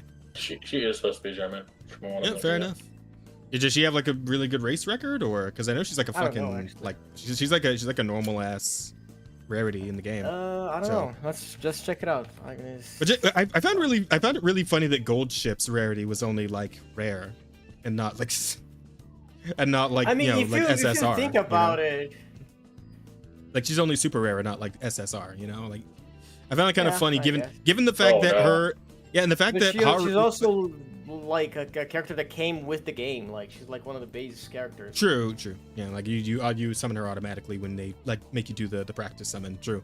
Yeah. It's also really funny that like Haru, who is just a normal rare, like basest rarity in the game, which makes sense because she loses so fucking much. But like she became like one of the most popular characters in the whole fucking franchise. That's Yeah. pretty funny. Doesn't often happen with gacha No, games that- where like but then again, one of the shittiest characters becomes the most popular one. Yeah, because again, every character can be great if you just train them right and you like upgrade their stuff. Like if you have like a good training strategy, like when you get into it, you realize like the different cards that you get have different effects and stuff. Like the relationship with the girls are like affect the training. Like if two girls are rivals or friends, they have different effects on training, and that's like can make you reach higher stats. You know. So like really, in this game, it doesn't really matter if you pull like an SSR or not. Especially because just now I pulled the girl from the previous banner just now, that her banner is gone. Like on the new banner, so it's like at any point you can just get any horse girl, and at any point you can make your girl super busted if you just keep pulling, or You just like, pull use hard your enough. You just spend yeah, enough if you just money. pull hard enough, or if you use your statues and your points to exchange for star drops, you know? True. Yeah. I feel like that's a really good part of this game. That is not just so grindy, you know? Yeah. Let's see. Granted, there's no concert afterward for whoever won first place, which probably for the best. A group of random cosplayers probably wouldn't. Like, I do find that's the other thing I find really funny about this game. It's like, yeah, not only do these fucking horse girls have to be able to run really good, they also have to have like straight up idol qualities. Because every time you win a race, there's like a fucking idol performance afterwards where the winner gets to be like the lead singer and all the losers have to be backup singers and dancers, right? So Yeah. that's just really funny to me. Like you gotta really be all rounder to be an Uma Musume. It's fucking brutal. No, but yeah, anyway. it's terrible. Being a Uma Musume in real life would die in like Probably. 2 years. Kurin-chan, way to go, Asta. She's sort of meta. Oh, there you go. I'm not looking at. Oh, I'm not looking- Kurin-chan, yeah, I the new one I that's on just the got banner. her right now. I am Like, I'm somebody who's looked at tier lists for like gacha games that I play. I'm never looking at a fucking tier list for Musume. I don't fucking care. Like, I just don't care. I'm never looking at a tier list for this one.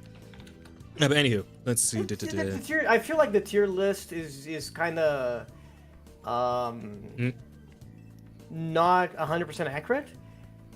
You know? Well, yeah, obviously. Let's see. Like seeing the anime in game, but it's definitely entertaining to see for the community, as the event has already pulled a plethora of positive reactions in a Reddit thread. Yeah, we have a video. Hang on, we do have a video of them fucking running. I think. Oh no, it's just them in the stands. Come on, I need a video of them running. Oh, there's Goat Chip. Oh well, you get to see the horses racing. That's cute. Yeah. That is a lot of cosplayers. Goddamn. Yeah, that is ludicrous. Wait, go up on the article. I feel like I saw a link to the clip. Oh, to an actual clip? But this right No, here? back. No, back. A little bit down. The clip. Isn't that a hyperlink? This? The Reddit thread? No, go up. No, you fucking. Oh my god. What? Wait. Oh, the clip. clip. Oh, I'm stupid. Okay. Oh, no! You gotta log Facebook. into Facebook. Nope, not doing Fuck that. that. Sucks. Nope. Ah, man. All right, it's fine. We could probably, if we just look it up on Twitter, we could probably find it. Hang on. Probably. Somebody had to have posted a fucking clip of this. Let's see. Sume. So Thailand? It's Thailand. Yeah. So those are all guys cosplaying, right? That's No, some of those are girls. I saw some girls in there. That one's probably a there you girl. go. Thailand. Is it? No, maybe. Okay, Bear, chill. Hey man, they're known for something particular. Oh. I'm just saying. There it is. They're running. Ah, Jesus Christ! Holy shit! My poor eardrums. Sorry, I think it would be.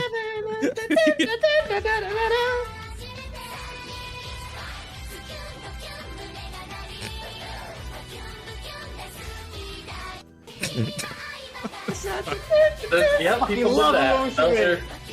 Those are people. I'm good. Look at him go. Look at him go. Look at him running. Oh, that's so cute. Oh god, You know what? I got him in. This is a great news to start with.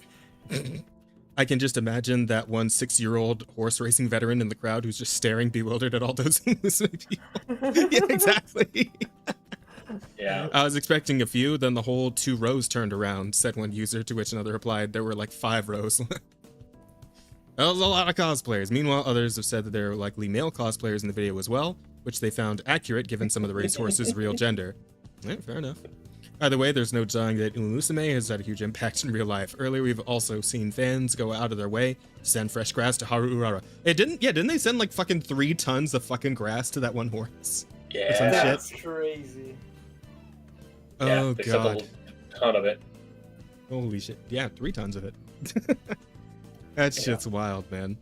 But the thing I think is the funniest thing about this is that they managed to get some fucking nerds to actually run outdoors and around a racetrack.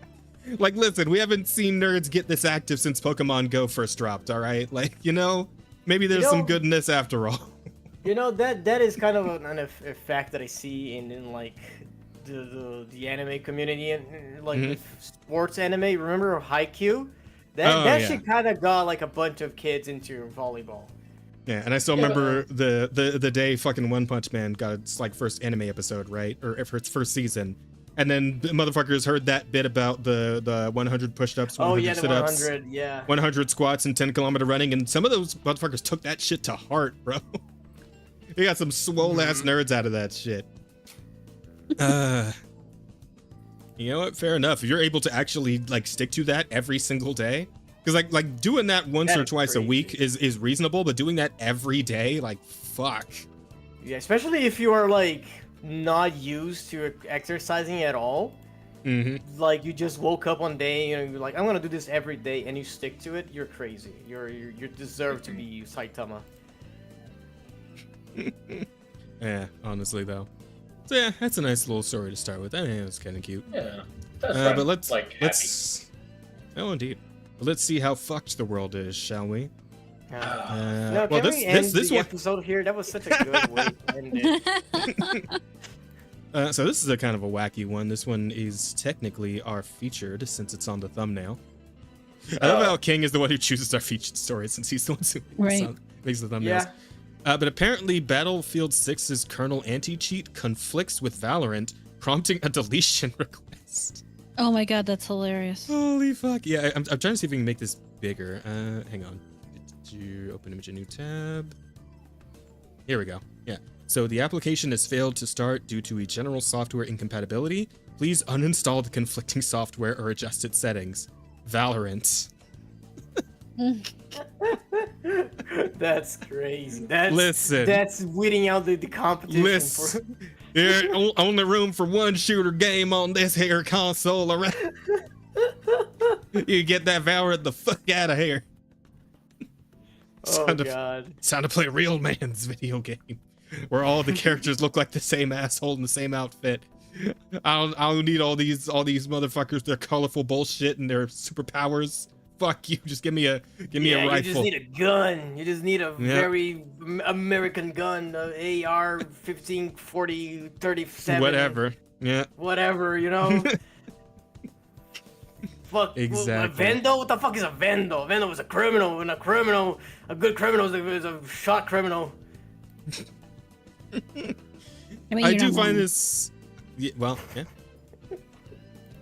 But I imagine if all of Brazil were to adopt that mentality, your guys' population would go down pretty fucking quick. Shut up. We'd lose Asta. Yeah. I am Our favorite tire thief. I was about to say I wasn't a criminal, but I did commit some crimes in my time. You did steal those tires. We all know. I did steal those tires, unfortunately. We all know it.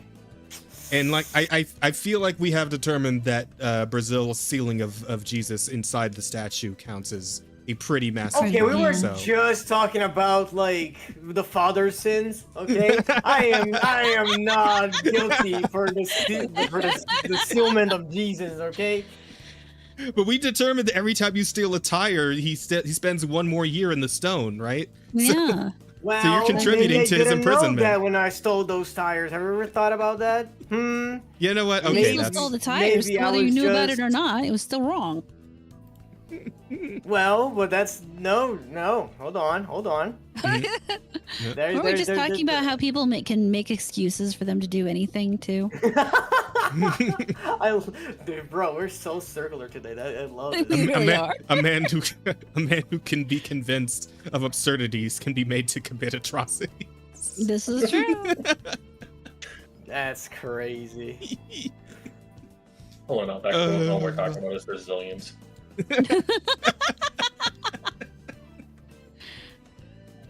Oh fuck! I do find this weird though that like the anti-cheats are actually fighting each other now. Like, what? Oh no, that shit happens all the time. This? Fucking Valorant, actually? Yeah, Valorant anti-cheat clashed with my antivirus. I had to like. Well, that I can kind of get, but like what anti-cheat like colliding with another anti-cheat, like that's what's kind of throwing me here. It's, I mean, it's it's because just they're a both kernel level complex anti-cheats. What? Go for it, Asta. No, that's all I had to say. Just software collide with software all the time. I guess, man. But I mean, they're gonna have to like sort this out somehow, right? Because if they have like they're kind of fucking each other's businesses over if like their anti-cheats are like actively fighting with each other, right? So on some level, they'd have to address this, wouldn't they? No. Yeah. No, fuck that other game. That's it. Like, Is that what the Gamer Wars are going to become? Like they're literally installing software into these games to fuck over like their competitors. Possibly. Yeah. That feels extremely unethical somehow. I feel like they're gonna have to. That's gonna need to be it's gonna need to be like moderated in some way, right? Like they can't actually, because isn't that like fucking like anti-competition or what do they call it? I mean, it's anti-consumer, but that's not necessarily illegal. Yeah. Well, obviously, but no, God damn it, what am I trying to think of here? Because like a practice that literally makes it so you're stopping like other people from being able to freely compete with you in a marketplace. What anyway? Oh, you think that's illegal? Like monopolization or something, or anti-compete clauses, stuff like that. But no. Yeah, but we have laws against that, don't we? Do you? Because yes, everything in your country is owned by like 3 people. Well, we were Every- supposed to. every drink- We Every do drink have is some owned by laws. Coca-Cola. Every chocolate is owned by Nestle. Like there's no Hershey's owns the other competition half. in anything. I mean, there is competition, but there's not at the same time. It's a very complicated issue that a lot of times gets oversimplified. Now, the reason that that's possible isn't because we lack laws, but to the contrary, it's because the government makes it so hard to create new businesses to compete that whether there are laws or not doesn't matter. Not to mention, a lot of times the FCC is who approves of the mergers that allow these companies to get so big. So the government is very directly involved in the fact that our ecosystem in terms of economics is shrinking. Yep. Yep. I mean, shit, couldn't have been better myself. But So yeah, here's the I thing, just. I'll go for it. Like the Is it right? Riot anti-cheat, which is the Vanguard and Valorant anti-cheat. It's all the same thing. Yeah. That already is constantly running and will impact your performance in other games. Yep. That's something that's just always been the case, and they don't care. The more companies that go for a kernel level anti-cheat like this, the more conflicts you'll see. Mhm. And it's just, And it's- it'll be picking which one you want to have fuck over your other games.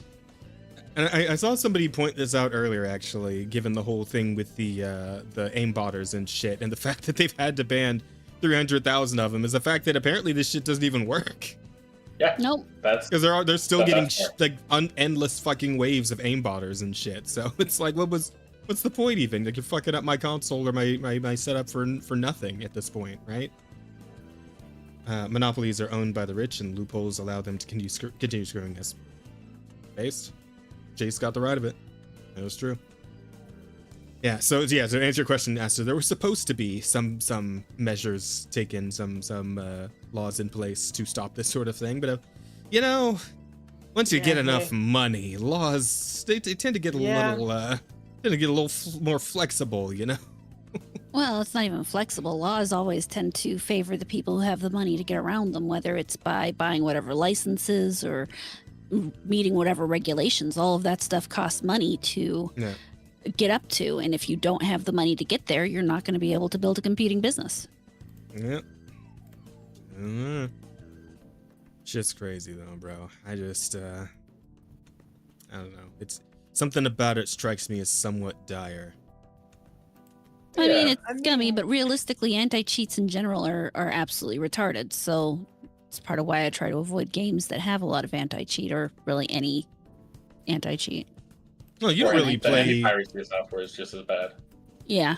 Well, I mean, those mostly stick to games that have some sort of like PvP context to them, which is like you avoid that anyway, don't you, Rada? Yeah, I really You don't don't play a really lot of those, do but sadly, there are a lot of games that have an anti-cheat in them that don't need them. Or I'm not a big fan of DRMs in general. So, in a lot of those, you'll find on single-player games that don't necessarily need that kind of protection. Yeah, sure, fair point. Like I really don't get why anyone would give a shit about someone cheating in a single player game. Yeah. Yeah, I don't understand that one either. I mean, that used to be people are built right retarded. into single player games. Now I think about it, right? We used to have like cheat codes back in the day to make you Yeah. invincible Yeah, or give you fucking- unlimited yeah. ammo or whatever the fuck, right? Like, Uh-huh. Well, They heck, should just when I be was a a little thing. girl, they one of the first things we ever had in terms of cheating was a little cartridge thing that you would attach the to Game your Shark. Nintendo cartridge. Genie. Game Genie. Game Game Genie. Oh, okay. Game Genie was and then Game Shark came later. Yeah, Uh-huh. okay. And we had that, and you would buy it, and it came with a book full of codes and everything. And yeah, it was Better Those codes times. didn't always do good things, but they worked sometimes. Yep. Sometimes. Yeah. Sometimes. It's You all could it's like fuck your part of game the up fun. real bad. Part of the fun was Oh, finding God, out yeah. which cheat codes actually worked and which ones didn't, right? Lamo. Because like people would just put some bullshit up on like GameFAQs.com and just whatever, right? It's like kind of figuring out which ones were the actual right cheat for the, because there was like you find like 3 or 4 different cheat codes for unlimited ammo or whatever. It's like, fuck, which one of these is the actual right one? So some of that was kind of part of the fun, to be honest, just a little bit. Game Genie. I never used a Game Genie. I don't even ever used a Game Shark. I think I had a friend who had a Game Shark though. I mean, Game Genie was NES, so I don't know how much of that you played. I believe I have my one for Game Boy, too. I think my very first console was actually the Super Nintendo. Which one was Donkey Kong Country on? That was Super Nintendo, right? Yeah, I that think would have so. been Super Nintendo. Because that's like my furthest back memory of playing a video game I can like call to mind right now is playing fucking Donkey Kong Country. That's And your first game? and that fucking that Star Wars game. That really old like 2D side scroller Star Wars game where you played as Luke and like some stages were lightsaber and some stages were blaster. I don't remember what the fuck that game was called, but I remember playing that when I was like a really little kid. I remember I which think- one you're talking about. One that You every do? time you died, it said "do or do not." Yeah, something There's like no that. try. Yeah. Yeah, and Yeah, the yeah, second man. level was Hoth, and you were on the. Yeah. Yeah, I remember that one. I played that one a lot. Yeah, and I think I the can't first remember the level wasn't the first It was level just Super on Star like Wars. something like that. Wasn't the first level like on Tatooine and you're like the stage itself was like one of those fucking sandcrawler things that the what do you call those little guys? The little Houdini? Like what do you call those guys again? The Banthas? No, that's not a Bantha. No. Jawas? Jawas. That right? sounds right. I think Yeah, so. I think that's right. Yeah, like the those big fucking like vehicles the Jawas drive, like that was the stage you were Oh. going through. Oh. I think they call them sandcrawlers or something. That sounds Yeah, right. it's been a long time since I've cared about Star Wars to remember things. It's a long time since Oh, I've played man. that game, so there's that. Neither here nor there, but do you guys remember Jedi Power Battles on the PS1? You guys ever played that one? No. It was also a long time since that. Damn. Yeah, apparently they brought that game back recently. Like, it did like a local remaster of it. I didn't check it out, but I completely Really? forgot. Yeah, like on the PS5, I think. Pretty Oh, sure. That's Hey, that was a games choice. I'm pretty sure that's a played thing online. that happened. Am I? Hang on. I I'm believe not. you. I'm sure I'm not pulling that out of my ass, but now I'm kind of curious if I I'm am. pretty sure you're hallucinating. Maybe. You I can get would, it I on would not Steam. be surprised if he was Jedi. hallucinating. Oh god damn it. We have entered into a Nope. new Nope. age. Nope. Stop that. Stop. Oh, you're Ah! listening to Jesus something Christ. Anyway, Jinx hang on. yourself. Jedi. I'll post it in the embedded chat. No, Jedi Power Battles Remastered. This is the thing. Yeah, this did happen. Yeah. Announced trailer. I don't remember this. You guys never played this? That's crazy. Yeah, I played The this. only I the only played this game a games I shit ton played with my on older fucking- brother. The only games I played on PS1 were like Disney old stuff like fucking Tarzan and Hercules, you know? Well, that's because NASA, this game is basically older than you. Yeah, it is. Could Most be, likely. yeah. I feel like the PS1 is older than me. Oh my god. Yeah, I played this game so much with my older brother because it was like a 2-player game. Yeah, So we 94. just PS1 went in on is this like all the time.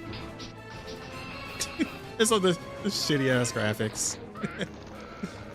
Good times, good times. Killer Ewoks? for a No, change. Ewoks are the teddy bear guys. Rats played Yeah, you are. from I forget Very what the different. planet is called, but the forest planet, whatever it was called, from the third movie. I stopped caring about Star Wars. I don't really Well, most people did, but like I still like the old shit. You know, like the episodes like 1 through 6. Those are all right. It was pretty good. Those are cool, yeah. Yeah, I played the shit out of that episode 3 game that was on the PS2. That game was awesome too. It was pretty good. You know what game I played on the PS2? The Force Unleashed. That shit Yeah! was metal. Yeah, yeah. That game Force Un- was Wait, wasn't the first awesome. wasn't the first one on the PS3? Force Unleashed? No, pretty sure. No, actually, I feel like you might be right. You might be right. Yeah, I'm pretty sure. Because I remember I didn't have a PS3 at the time, and I really wanted to play it, but I had a fucking Wii, and the game was also on the Wii, but it was like a much shittier version of the game, because it was the Wii. So, No, it was on PS2. It was on Really? on PlayStation Portable, Play 2, Wii, and Play 3. What the Yeah, fuck did that Xbox. game look like on the PS2? I'm so curious. Hang on. Hang on. Just as Force- shitty, I would say. Yeah, It's most probably about likely. the same as the Wii. Yeah. Unleashed PS2? Except, you could actually use the controls. PS2 gameplay, let's see. Lamo. I played a lot on the Wii, alright? That game wasn't as shitty on the Wii as people make it seem. Yeah, that looks a lot like the Wii version they made. I played Monster Hunter Tri on the Wii. Mm-hmm. That was fun.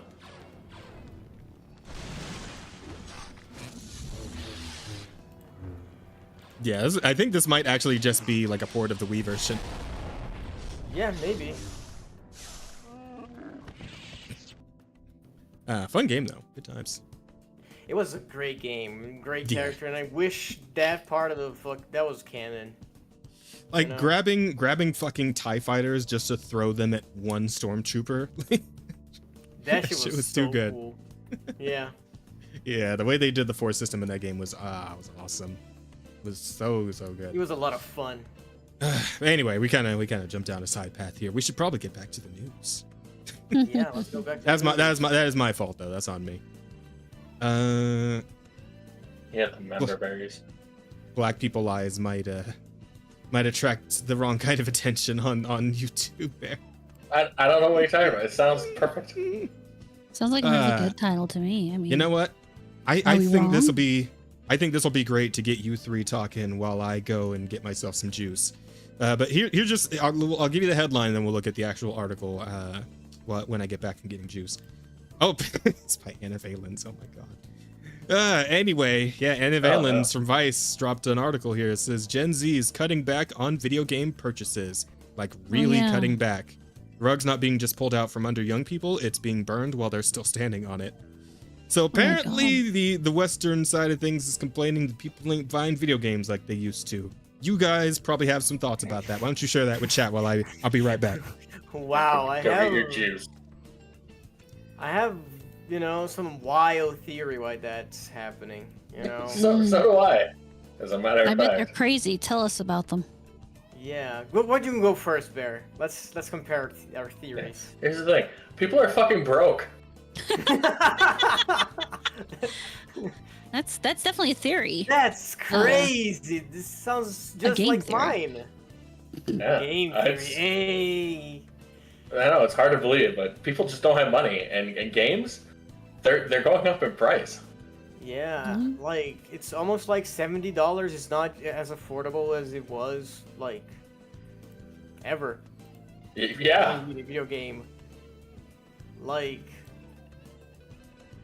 at this point, like the way like the economy of the world is just going to shit everywhere, and then just these fucking companies just keep jacking up their prices like crazy high. Like it's obvious. This is like every other fucking article. Oh, Gen Z is cutting out on groceries. Gen Z is cutting out on Starbucks. Gen Z is cutting out on whatever. Yeah, stuff gets more expensive and people don't get more money. Mm-hmm. That's what's happening. Well, their money's worth less, which is even less helpful than ever. Yeah. So it's weird how that works. The whole money needing to buy things and things Yeah. not getting bought afterwards. It's even funnier, I think, when you talk about the people who complain about how much people spend on Starbucks and stuff, then complaining that people aren't buying it. It's like, well, when we can Yeah. afford these things, we buy them, but when we can't afford them, we don't. Kind of like homes and shit, Yeah.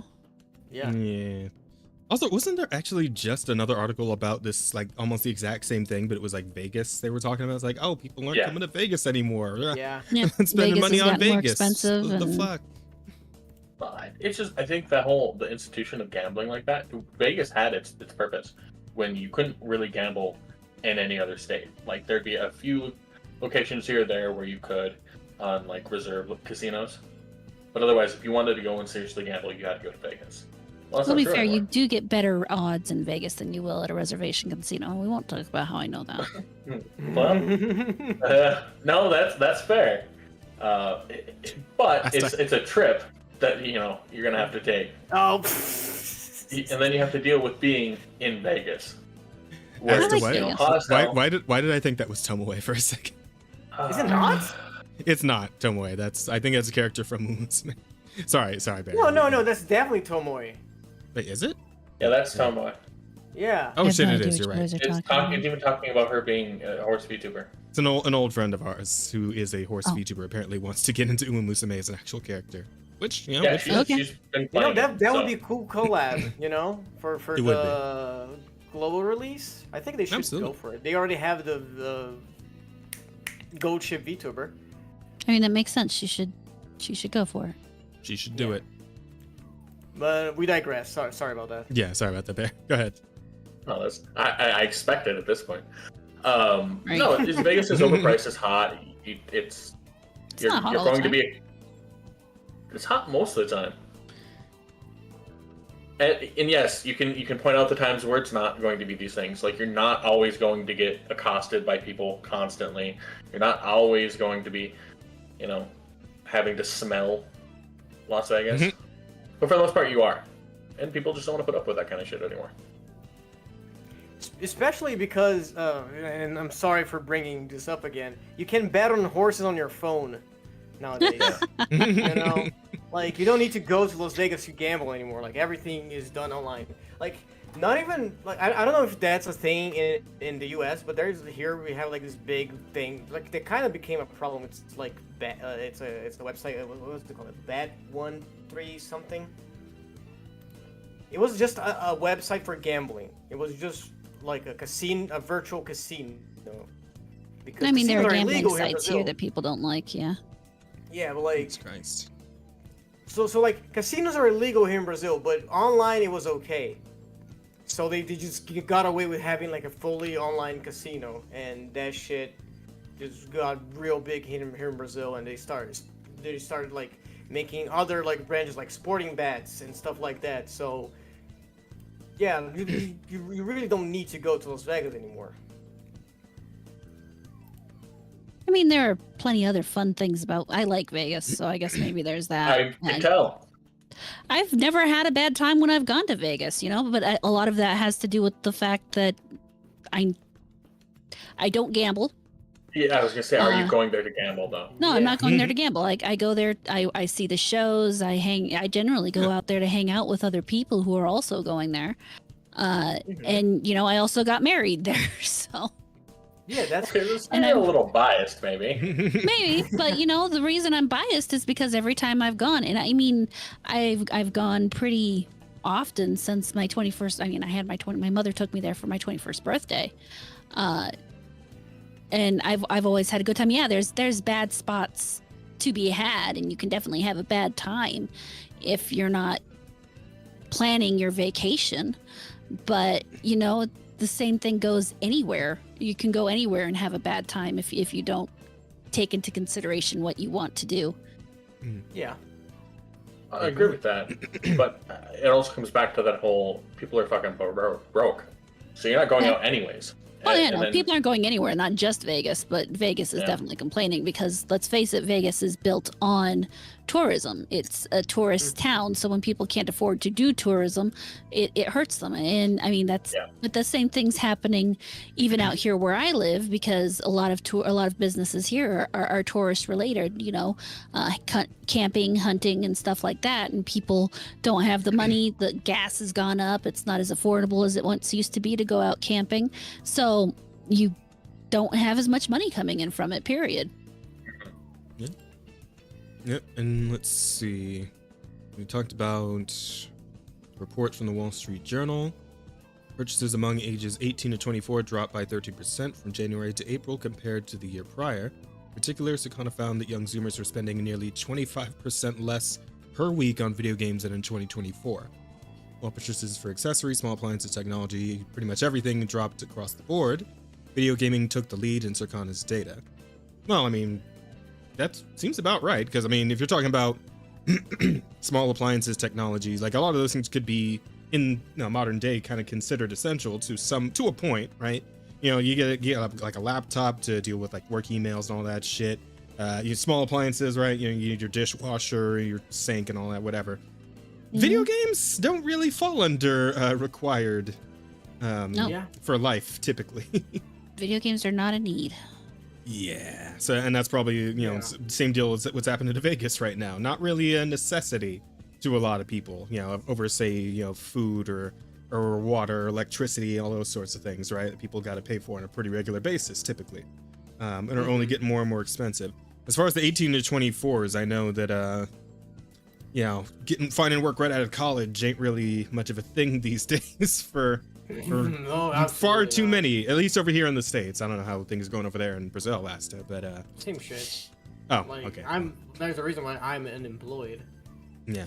Did we talk about how I saw the other day there was apparently an article about how at least among young men, I don't know if it's like the same for young women, but among young men, apparently the rate of unemployment between those who do not have college degrees is starting to even out with the ones that do, which is incredibly fucking dire when you think about it. And that probably has a lot to do with this sort of thing. So I mean, I'm gonna be so real with you. Yeah. I went to college. I dropped out. I went to college twice, and I dropped out twice. I have a cousin and a friend. They're both mechanics. None of them have any degree or anything. They just started young, and they just became mechanics. And that's the meta right now. Meta is vocational, right? Like, just pick up a vocation, learn a fucking trade, right? That is meta. A mechanic, a plumber, fucking I don't know, maybe you tile roofs or some shit. Like, learn something like that is not necessarily like, requiring a goddamn degree, but does require like some amount of training, right? But like, you do that, you get into construction, maybe. The trades. The trades in general. But that does seem to be the meta. Nope, young women are suffering the same fate as men. I mean, On average, they're beginning to make more money than the men. Yeah, that I'd heard. I read, I watched Shu's recent video on that whole thing. But yeah, it seems like women are also just kind of, suffering that sort of thing. I mean, yeah, not suffering, or not suffering the same fate. Doesn't help either party. Yeah. Some. And if you learn the trades, it's not like you're just gonna be a plumber for the rest of your life. Like this friend that I mentioned, he works in race cars. He's a mechanic for race cars. Right? So like this kind of shit has like a high ceiling, right? Oh, yeah. It just starts low. So I like the more and more I hear my dad being like, oh, you need to get a degree, you need to finish your degree and shit like that, and it's like, nah. Why? All my friends are making money, almost as much money as he is, and he has like a fucking PhD and shit, right? So of course he wants me to get a fucking degree, but like we're living in a time where people are making money without degrees. This is not the fucking 80s and 90s anymore. I got my degree and I regret it. So. Well, I mean, I feel like as far as like the trades go, you've kind of always made pretty decent money across like any fucking generation, right? Like if you know how to fix up a car, you're probably gonna be all right in pretty much any scenario, right? Because people need cars. So if you know how to fix one, then you're probably going to be able to find some work somewhere, right? If you had the knowledge to be able to sort all that shit out. Because not a lot of people, especially like, among the Gen Zers, and nerd asses like myself here in what am I, a millennial? Millennial, right? You are millennial, No. yes. Wait, yes. am I? Wait, Yes, we are millennials. Okay. Yeah, but like, even nerd asses like myself among the millennials, like a lot of us don't know how to fix. I don't know how to fix a fucking car. Bear, Asta, do you guys know how to fix a car? Fuck no. Well, yeah, okay. I mean, yeah, there so are parts of I don't know how the to car drive a I car. can fix. I mean, I can change an oil maybe, like change I can't a tire, even do that. you know. I have somebody to do that. I have somebody to do that for me. I go to a place to get that. I mean, the oil change, it's common for you to go like to a gas station, someone does that shit for you, right? Like that, but that kind of stuff is just like common like maintenance, like that shit. You technically, like theoretically, you learn that like in driving school, right? But most people forget that like in like a year. It's sad because oil change is actually really easy. Yeah, right. And same thing with the tire. The tires are easy, but still, like you see people like calling tolls for a flat tire in the middle of the road. So a big problem is that here in the States, at least, we used to have a more comprehensive practical education through school. So you would learn stuff in like auto shop about how to fix the engine, do basic maintenance. I don't think my school even had an auto shop available. No, even by the time I was going through it, that mine closed down before I could get into it. I was the last in my school to take an electronics class. Yeah, we had electronics class. We had, well, middle school we had to take language. We had to take, there were trimesters. You had to take a trimester of a language, a trimester of, like shop. With the trimesters and, too, huh? Yeah, and then we had a trimester of like home ec. So, and that was middle school, and then high school you kind of got to pick what you did, but depending on what you picked, got you different types of supposed high school degrees. Where I got the college prep degree, so I had 4 years of science and 3 years of math and 2 years of health, and then some other stuff and. But it was the way the education system has changed in the U.S. Even between when I was in high school versus when Jazz was in high school is absolutely ridiculous. And then getting my mom in on the conversation, they actually had like 9 different English classes that they could take. And the English classes were based around, what was actually interested to kids. So they could take a class of sci-fi literature that would teach them all the same basic skills, but, it was books that they were actually interested in. Or romantic literature or fantasy or whatever. They had all the different classes that actually gave the kids the information in a way that they would be most interested in it, as opposed to, by the time I got there, it was all just you took English 1, 2, 3, and 4, and it was all the same English for everybody. And that really does destroy the ability of a person to learn when you're not giving it to them in a format that they're actually going to enjoy. Yeah, absolutely. True, but just like also just the inclusion of like more practical knowledge in general, right? Yeah. Things like, I don't know, survivalist skills out in the woods, or like Bear said with the shop classes, or hell, even like home ec, learning how to cook, right? Like it's a massive fucking meme, right? That Gen Zers and even a lot of millennials just don't fucking know how to cook, which is that's their parents' fault. But the fact is you shouldn't be playing on this. If kids are shit anyway, but at the same time, if their parents fault them, the school system should be there to help them, right? Yeah. It should be compensatory education. Like, it should be stuff that the parents it should be an option. There should be an option. Like, so many young men don't know how to fucking cook. Yeah, which some young women don't know how to fucking cook at this point in time. Are you kidding me? I try to talk to people about cooking, and half the time they look at me like I'm talking some kind of strange language. You use that for what? Of course, I can't bitch too much. My aunt actually came into my house, looked at my kitchen, and said, "You have too many spices." And I'm like, "What the fuck do you mean I have too many spices? That's goddamn. Are you kidding me?" She's white, and so. Damn. There's no such thing as too many spices. And actually, she's not white. Oh, she's not white? Then no, something she's is not. wrong. Then something is wrong with her hands. He just assumed. She's been colonized. Her mind and womb have been colonized. Oh man. And like this also applies to things like the hardware side of tech, right? Like you think about how much people just don't know how to deal with tech issues anymore. Whereas like when you way back when PCs were first starting to be a thing, it's like learning how to deal with any PC issues you have is part of like being a PC owner, pretty much, right? And people who like build their own PCs and all that sort of thing. Now as people got like pre-builds, or they're just buying like Macs, which are like notoriously horrifically awful to try and like fix yourself, like to open up and or like even like your fucking iPhone or whatever, right? Like these things are like purpose built for you to not be able to get inside them. Like or to make it really really fucking hard to do so, because that's just like the kind of world we're living, where everybody wants like the most user-friendly experience, but that also makes it like the most user simple experience, you know what I mean? Word's lazy. They want the laziest experience. They want to put out the least amount of effort.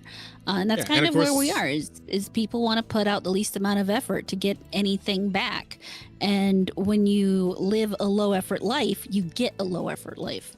Yeah, but and the businesses themselves, they love this sort of thing, right? Because it means that they can charge these people all over again whenever their device needs some kind of fix, right? They can charge for insurance on those devices or whatever. DIY would fuck that market for them. So of course they don't want to inspire people to be able to fix their own issues. They want to like get them to pay to have their issues fixed for them. So That is the funny thing, though, because there will always be people who are unwilling to fix their own stuff. So at that point, you'll end up with people who either, you'll have the current system where, you have a mechanic, or you go to a store and have them repair your phone or whatever, or you have the people who will just go out and buy a new thing. Now, a lot of the companies don't want you to repair because, as you said, it's better for them if you're just buying the new thing. But at the same time, they don't anticipate the ill will that builds in the consumer. That, at some point, people don't want to just have to buy the new thing because we don't want to shell that money out all the time. True. And I mean, it's one of the reason it continues on is because people don't just stop buying the thing. They feel that they have to have the iPhone or they have to have whatever. So instead of sucking it up and living without until the companies get the message, they buy it anyway. Yeah, and that circles back around to the video game industry with things like loot boxes and fucking pre-order bonuses and all that sort of, nickel and diming type shit where it's like, oh, we get as much money out of it as possible. And of course those things, part of the issue like that they're having right now with the Gen Zers not willing to like shell out money is the fact that they don't have a whole lot of money to shell out, but it's also just a quality issue, which, we've discussed many a time here, at least for the like the Western side, right? Because again, this is coming from the Wall Street Journal, which is probably covering more so the Western side of all these like sales numbers and whatnot. The Eastern side, they're not really having this problem as much, right? I think of like every time somebody brings up the fucking gacha game ranking, it's like, oh man, Genshin only made like $20 million this month. That's like $2 million less than last month. It's like, that's still fucking $20 million in a month, right? So clearly they're doing something people want and are still willing to spend money on, even if they don't have that money, right? They'll go into fucking debt for this game, but like for some reason the West isn't able to get that like desire out of people anymore. And that is just a matter of that's a quality thing. That's that's an interest thing that they're just not able to like garner interest from people anymore. And it all factors in at the end of the day. Yeah, there's a bunch of different things happening. Oy vey. But I wonder if we go into more of that in this article actually. Let's see. Drop-off was enormous for 18 to 24-year-old gamers. As data on other age groups revealed minor single-digit decline well under 5%. Well, yeah, because like the older demographics usually have, some actual staple, job of some kind. Like even me, I got my warehouse job. Doesn't pay the massive bucks, but it keeps me in a condo, and I can, buy a video game here and there, get some cosmetics in a game, all that shit, right? I can manage. But for those who are just coming out of college thinking they're going to get a nice job with that college degree they just got, well, think about that, Buck. World's changing a bit quick. Oh, man. Reporter Rachel Wolf concluded that contributing factors to drop spending include difficult job market. Yeah, right. We talked about that. Student loans. Talked about that. Particularly high credit card delinquency rate among those aged 18 to 29. Yeah, the credit card debt thing is also getting way out of hand in recent years. It's becoming a bit of a scary thing to think about what's going to happen when that whole system ends up just collapsing on itself, because like the debt is just becoming too big among people who are, inclined to keep that number going up forever pretty much. Like this fucking oh my god. Have you guys heard about this Labubu thing that's been going on? I heard something about that name. Baron knows what's going on. Rod, have you heard of this? The Labubus? No.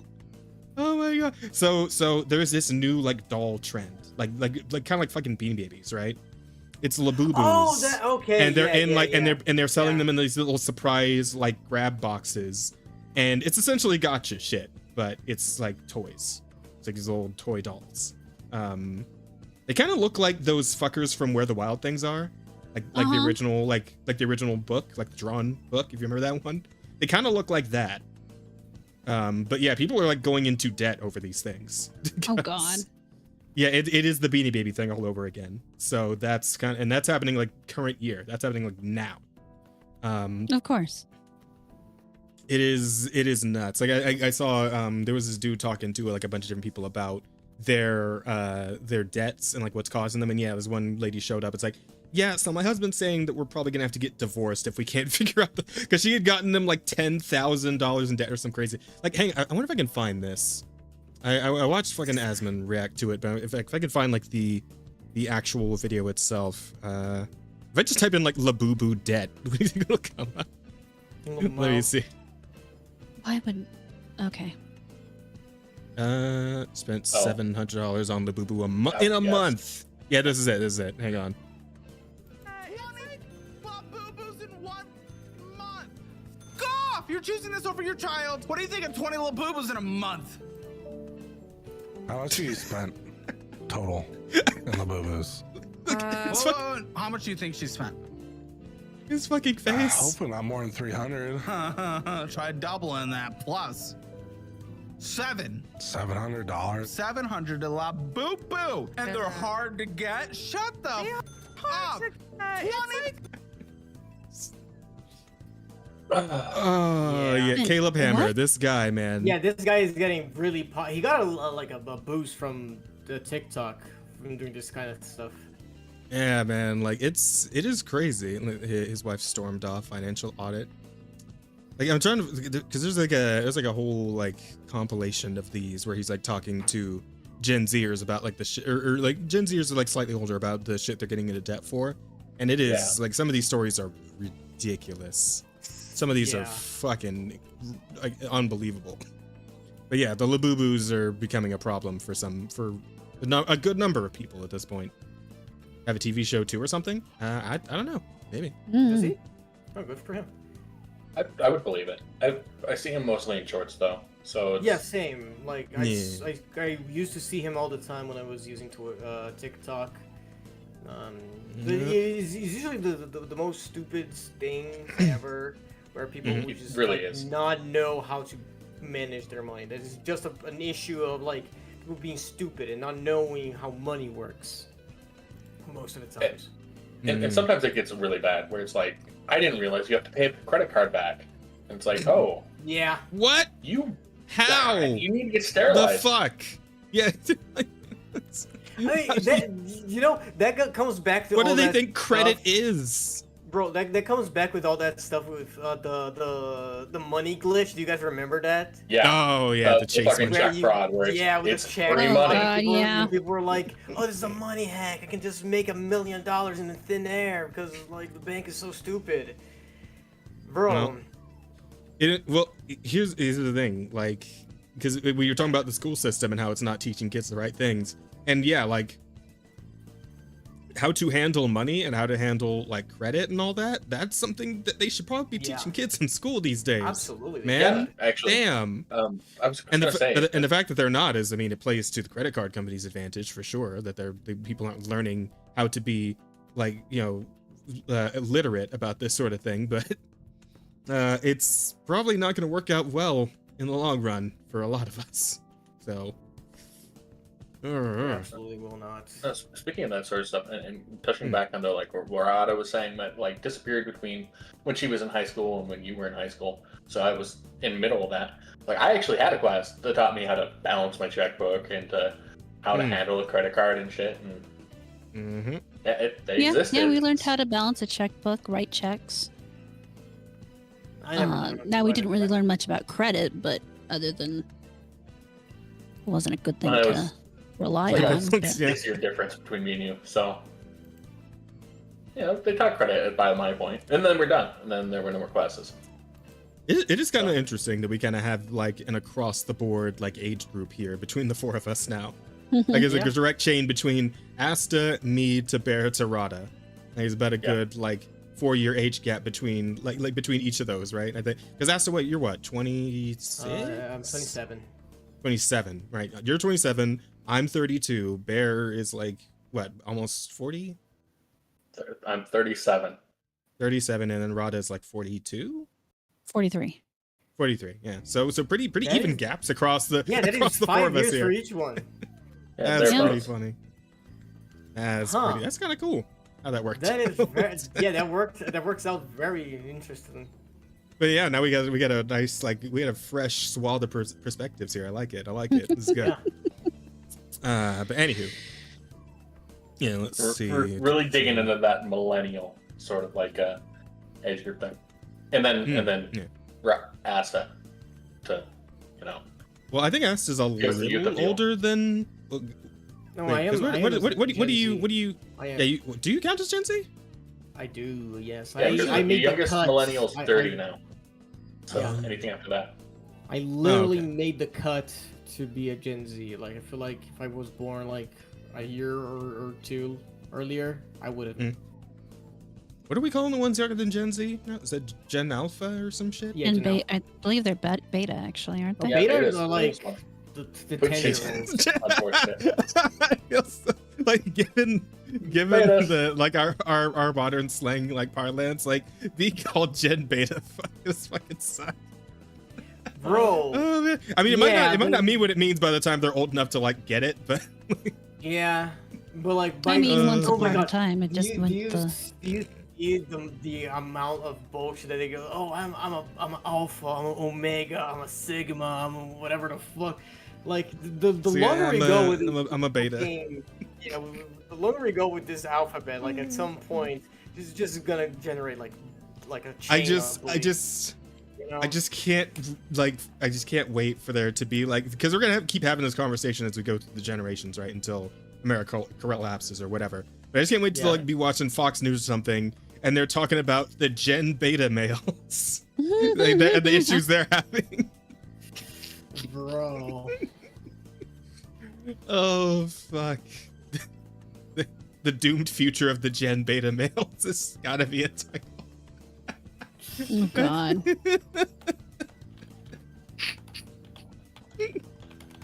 He's tickled himself quite a bit there. you can tell. Yeah. You know, I think that's pretty good. I thought that was a pretty good one. That was that was solid. That was solid. I feel like that's a good one. Thank you. Anyway, but we can get back. Enough of me sucking my own dick over here. Let's see what else we got in the article. Well, at least I mean, not someone's without doing me it. watching. Like, open your camera. No.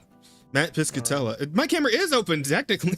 I'm the only one That is here whose true. camera is open. The fuck do you mean? Nah, my He camera is is the open. face. I'm just showing my other face. Sure. All right. Oh, I see. Let's see. Shared some insights in Third and Blue Sky. Overall purchasing by 18-24 has plummeted, especially when compared to other age groups, and the rugs being pulled out from under young people is being burned while they're still standing on it. Matt Piscatella. As Wolf's report notes, young consumers are expected to spend heavily in the entertainment sector, given college students and recent grads traditionally have low financial responsibilities. But if Gen Z's young adults can't spend on gaming, that isn't a promising sign for the industry's future. Well, the Western industry's future. The East seems to be doing just fine, but yeah, let's say again, it's not the conversation. I mean, the East has its own problems. Oh, true, absolutely. But like spending on games doesn't necessarily seem to be one of them at the moment. It's not like it is for the West. So. I mean, a lot of that would depend on a lot of things we don't know, but yeah, it doesn't matter. True. No, true. Fair point. Let's see. 18 and 24-year-olds who are strapped for cash today may be strapped for cash tomorrow, most likely. If so, the wealth gap between Zoomers and Millennials could simply increase over time, and as some Millennials cut back on gaming to fund life responsibilities like family care or repairing a house, Zoomers might not be able to replenish the lost income left behind from the youngest Millennial consumers. Time will tell what happened to the gaming industry, but a Zoomer spending cut by nearly 1/4 per week is a clear danger for every video game company, big and small. True. Very true.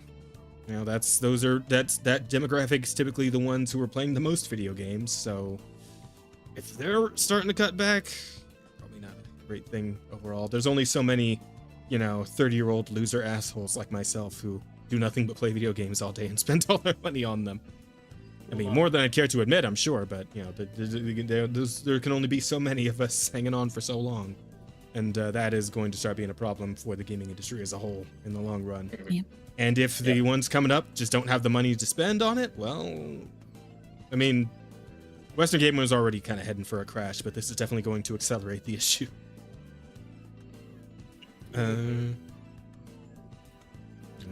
Class of agriculture and dairy farming, including a test milk quality. Yeah, actually. I took that one. It was a very easy grade. Interesting. The milk tester bear. Yeah, I come from a rural location. First, I thought you were about to say I come from a long line of milk testers. Okay, I know what I'm talking about. Yeah, I guess so. Well, I come from a long line of miners. I mean, technically, we all do. No.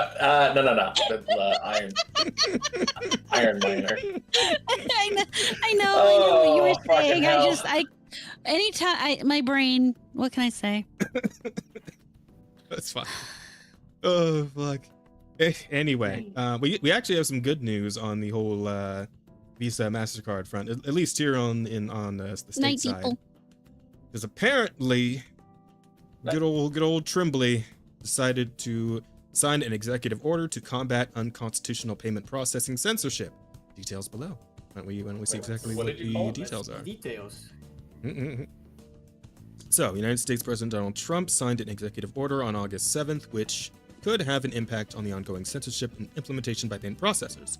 The executive order, titled Guaranteeing Fair Banking for All Americans, sounds good to me, addresses the ability of payment processors to punish individuals for constitutionally or statutorily protected beliefs, affiliations, or political views. Additionally, the bill calls for an end to clauses regarding reputation risk on the part of the payment processors. Good! Fuck their reputations. Nobody fucking cares. Payment processors like Visa, MasterCard, Stripe? The fuck is Stripe? Stripe is another payment processor. Yeah. I've never heard of it. Huh. And PayPal regularly claimed that objectionable speech presents a reputation risk and attempts to financially disenfranchise content creators.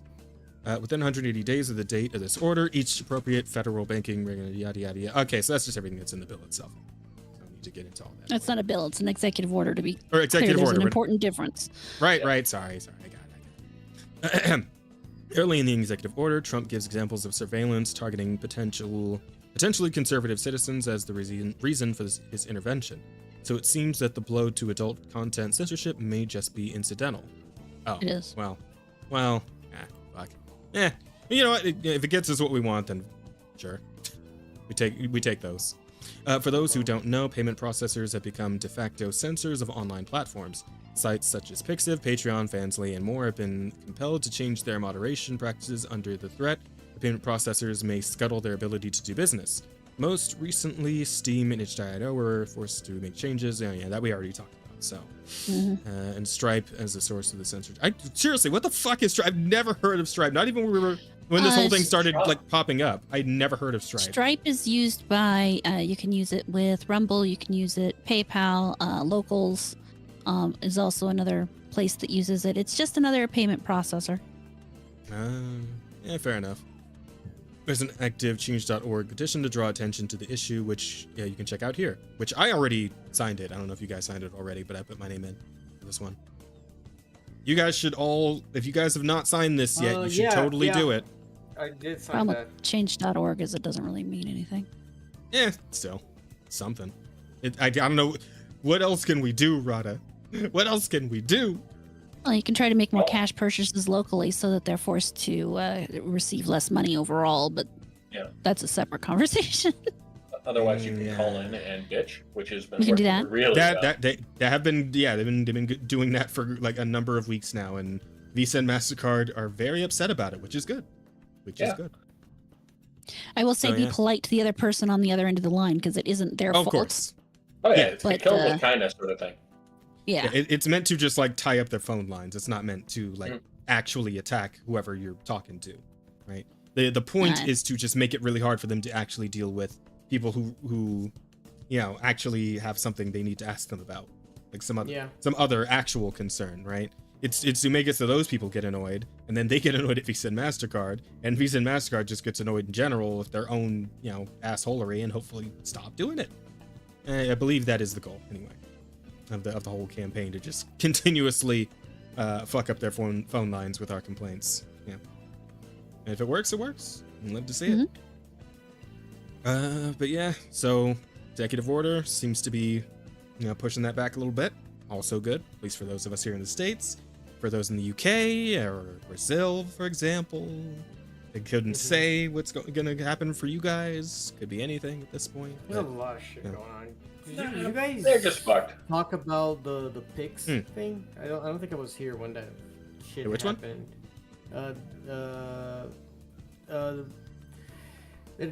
Steam was having like an issue because Visa and MasterCard didn't want us Brazilians to be able to buy stuff with Pix, which is Oh, I do basically remember like- that. Yeah. People were getting around them by using Brazilian currency, right? Yeah, because it's here in Brazil we have this form of like exchange, which is Pix, which is like an instant transference, which is why we don't have stuff like Venmo or Cash App or stuff like that, because our banks already do that, and they have been doing it for like years now, and that shit is basically replace like credit cards and debit cards. That shit doesn't exist anymore, because like every machine reads your like QR codes on your phones and stuff like that. So, and Steam has that. Like I only buy games on Steam with Pix because it's instant, right? I just make a payment. I don't have to do with a credit and shit like that, and I have the game right there on my fucking library. The other day I was talking to Tazzy, and they were like, "Yo, I want tickets to the show, but I made the payment like late at night, and it's like a Friday, and it's not gonna process." Pix doesn't have that shit. If I want to make a purchase on like 4 a.m. on a Sunday, that shit goes through immediately, right? Super convenient, super good, and you can even like buy stuff with credit with that shit, right? So it's a really good system for payment here in Brazil, because it's just me and my bank directly, and people were and people in America was mad at us, and they wanted Steam to not have us use Pix anymore because it's again anti-consumer or some shit like that, or anti-seller. I don't remember It was anti-Visa MasterCard because you guys are it was like a month ago. That's what they were mad at. Yeah, don't say Americans were. were mad at you. Fucking Visa and MasterCard were mad at y'all for I trying mean, to get that's how around their bullshit. Let me see if I can fucking find that actually. Because I mean, maybe like Americans were jealous that you were able to do that. Instead of having to deal with it like they were. I mean, we could have the like we same did. thing, but I feel like that was like specifically a thing for like the sellers were mad at us. Right. Right. Oh my God, Yeah. Because we had that shit. Let's see. Here it is. Found it. Let me... Yeah. Valve gets pressure by payment processors with the new rule for game devs and various contents removed. And in Brazil, you can buy games on Steam using Pix. In the same week, the U.S. payment processor are censoring what you can buy, and the government is attacking Brazil and Pix. So, the Office of the United States Trade Representative investigation of Brazil unfair trading. Huh. Because they're claiming our trades are unfair because we don't go through payment processors. This sounds like an envy sort of thing. absolutely terrible for those poor payment processors. Oh, won't anyone think of them and what they want? Oh. They have children to feed, after all. Yeah. Of course. For some shit. Of course, they feed them to small animals, but that's beside the point. Jesus Christ. Well, they need the blood of those children for other things, so. Let's see. Oh, I just thought this one was pretty funny. So apparently, Microsoft is being sued for discontinuing Windows 10 support. Yeah. Windows Yeah. 11 is so shit that everyone's just straight up suing them for getting rid of it. It is I so can't blame them. I have to agree with that. Fuck Windows Yeah, I 11. was very upset when my computer like had to update. I've still Oh, not man. let my Hang computer on, update. let At this me- point, I'm gonna look into what version of Linux I can possibly use, as opposed to fucking updating my computer to Windows 11. Yeah, no, Windows 11 fucking sucks. It's so ass. Like everything's just unoptimized. Hang on, I want to see if I can find the actual article here. I should have looked for this earlier. I don't think they're gonna win. Even a little. Probably Probably not. not, but it is funny that But it's I happening. want It's them. funny. And I just want it's a Microsoft to statement. suffer. I'm Right. always happy when Microsoft is suffering. Yeah, Yeah. that's what I hope for here. Like, even if it's just a tiny bit There of we go. suffering, I'm okay with that. If they're feeling any amount of pain, it's great. Yeah. Hang on, let me see if I can find this real quick. They deserve They it. have, if I remember, there have been groups that have been saying they're going to continue putting out, like not Microsoft, but like third-party groups are going to continue to put out updates for Windows 10. I don't know Yeah, how there are reliable that things is. you can pay to continue to get like, security updates. Yeah. Alright, so a little more specific. Wait, suit over gears report. 2007. What the fuck? No. Why would it not be the most recent articles? What the hell? Because Oh, here we go. I found it. they control the internet and I guess. Let's see. There's a lot of Southern California vested man interest in sued that article. Microsoft on Thursday over the software giant's plan to discontinue support for the old version of its widely used operating system Windows. Wait, it's one guy doing this? It's not like a class action lawsuit, or? no, I was thinking it was a class action. Yeah, it's like, Oh, what the fuck is my- one guy what gonna is the do? article? Okay, hang on. Yeah, let's read. The Windows 11 was launched nearly 4 years ago. Many of its billion or so worldwide users are clinging to the decade-old Windows 10. In fact, the newer Windows only just recently overtook its predecessor in July. According to StatCounter, nearly 43% of Windows users still use the old version on their desktop computers. Bad news for them is that Microsoft is discontinuing its routine support of Windows 10 nearly 2 months on October 14th. Not that computers running Windows 10 will completely stop working on that day, but they will no longer receive new features or security updates. The plaintiff, Lawrence Klein, says in his complaint filed in San Diego Superior Court that he owns 2 laptops, both of which run Windows 10. Both laptops, he says in his complaint, will become obsolete in October when Microsoft ends support for Windows 10. Klein says that the ending Windows 10 is part of Microsoft's strategy to force customers to purchase new devices and to monopolize the generative AI market. Well, yeah, I figured they were just trying to, force people onto Windows 11 and, stop having to spend money on 10, right? Because obviously upkeep on the old system is still costing them, and I'm sure they would prefer to not do that anymore. So Windows 11 comes with Microsoft's suite of generative artificial intelligence software, including the chatbot Copilot. To run optimally, Microsoft's AI needs a piece of hardware called a neural processing unit, which newer tablets, laptops, and desktop computers have, in which the older devices do not. With only 3 months until support ends for Windows 11 or Windows 10, it is likely that many millions of users will not buy new devices or pay for extended support, Klein writes in his complaint. These users, some of whom are businesses storing sensitive consumer data, will be at a heightened risk of cyber attack or other data security incident, reality of which Microsoft is well aware. In other words, Microsoft's long-term business strategy to secure market dominance will have the effect of jeopardizing data security, not only of Microsoft's customers, but also the persons who may not use Microsoft products at all. And so on and so on and so forth. Hang on. Although the Windows upgrade is free and estimated personal computers don't have the right hardware to run the new operating system, and without security updates, they will be increasingly vulnerable to malware and viruses. Those customers will have the option to extended security, which will last until 2028, but at a price, $30 for individuals and $61 per device for businesses, increasing to $244 by the 3rd year. Jesus fuck. So they let you keep Windows 10, but you have to start paying more and more and more for it per year? Mm-hmm.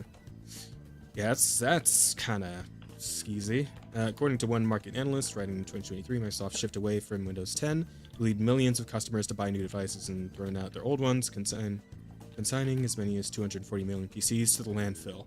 Fucking hell, that's a lot. Now, if these were all folded laptops stacked on top of one another, they would make a pile 600 kilometers tall. Taller than the moon. Jesus. Client is asking a judge to order Microsoft to continue supporting Windows 10 without additional charge until the number of devices running the older operating system falls below 10% of total Windows users. He says nothing about any money he's seeking for himself, though it does ask for attorney fees. Microsoft did not respond to an email requesting a comment. Well, I mean, that does seem reasonable, right? Like, if that many people are still using Windows 10, it feels like, you know, it is reasonable to keep Windows 10 going. At least until you can make Windows 11, like, not shit, so that people won't actually mind jumping to it, right? Well, I guess the big issue here is also just the fact that apparently, you know, with all these older machines that just straight up can't run Windows 11 because it needs the newer hardware, that is kind of fucked as well, right? Like, forcing people to upgrade their tech is just, it's not a great look. Not a big fan It wouldn't of be that. the first time Windows has done it, though. Yeah, I suppose, absolutely. but This shit has been happening for years and years on end.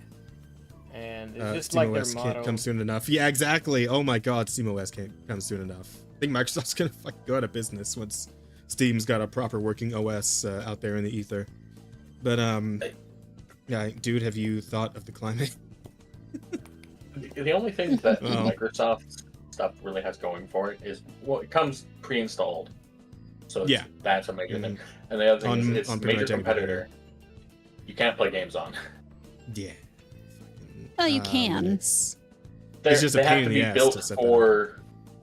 Yeah, you can with a lot of workarounds. yeah. I mean, It's there are not- versions it's- of Linux that are actually made for gaming. I said major competitor. Wait, who are you referring It's to? Oh, gonna you mean, Apple. okay, you're talking about Apple. Oh, Linux. Okay. okay. No, Linux very much. I know that that just is you have to actually have some. Linux takes more wherewithal. work. Yeah. Yeah. Yeah, because I mean, the reason Windows became so successful is that it's literally just installed on everything. Yeah. Yeah. I mean, in the Apple OS, I believe it has been branching out more in recent years. Like, more games and stuff are able to work on it. But just the Yeah. problem is that it hasn't become universal the way Windows is. Well, and Apple And I don't know is if a it ever little will. more.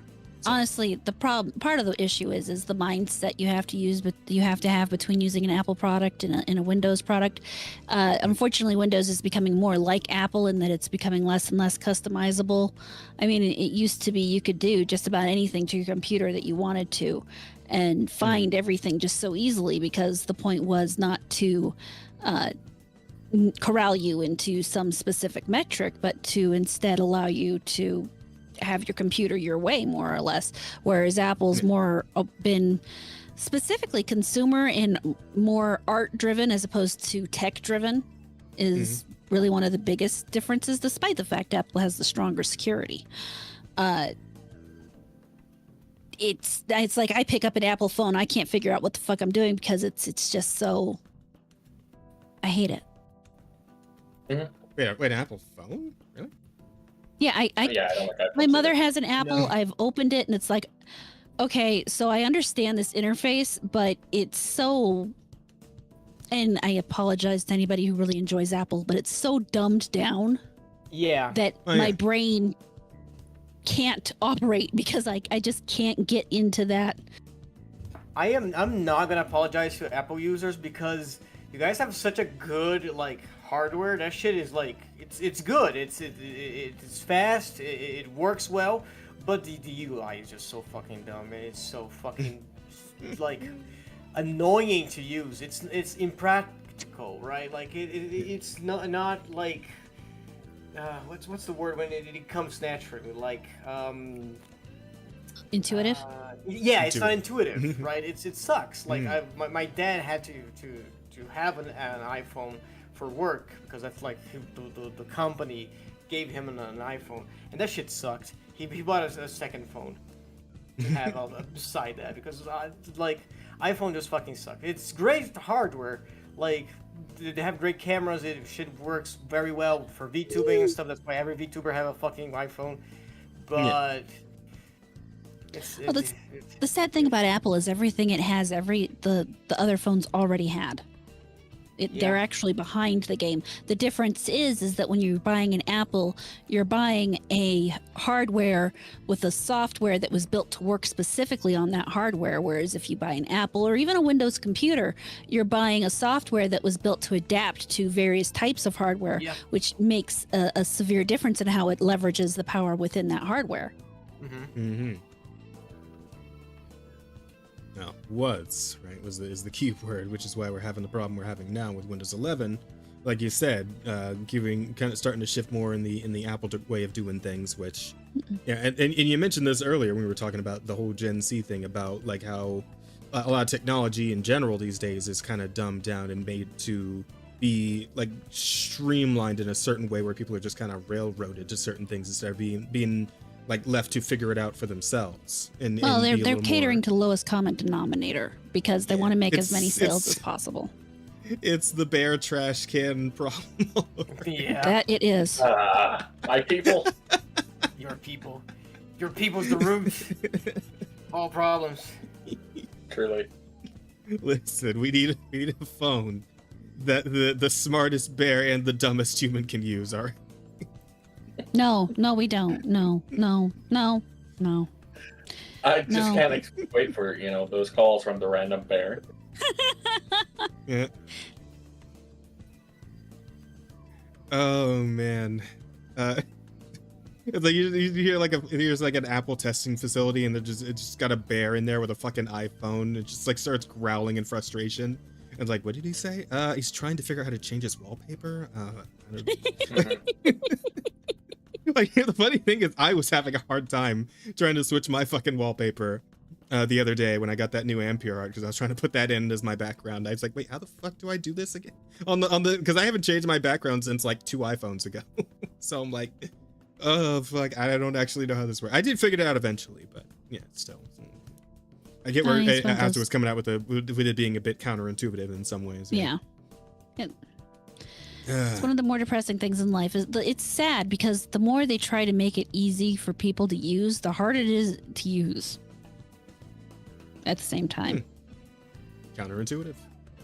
There you go. Again, it all cycles back into each other. But yeah, that's pretty funny. And I hope this guy, he really needs to turn this into a class action, because I'm sure like the endless army of people who are pissed off at Windows 11 to be recruited for this sort of thing.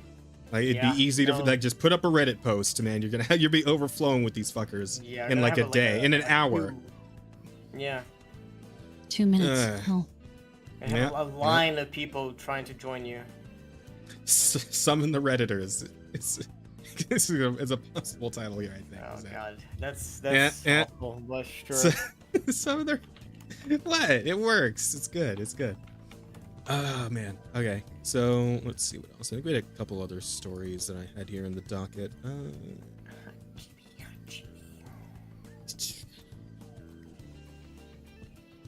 Rolling out. Yeah. So this one I thought we could talk about a little bit because I'm conflicted. Right? TikTok has begun rolling out age verification in the US. Right? And so, like, I know we've been shitting all over the whole, like, internet censorship thing that's been going on.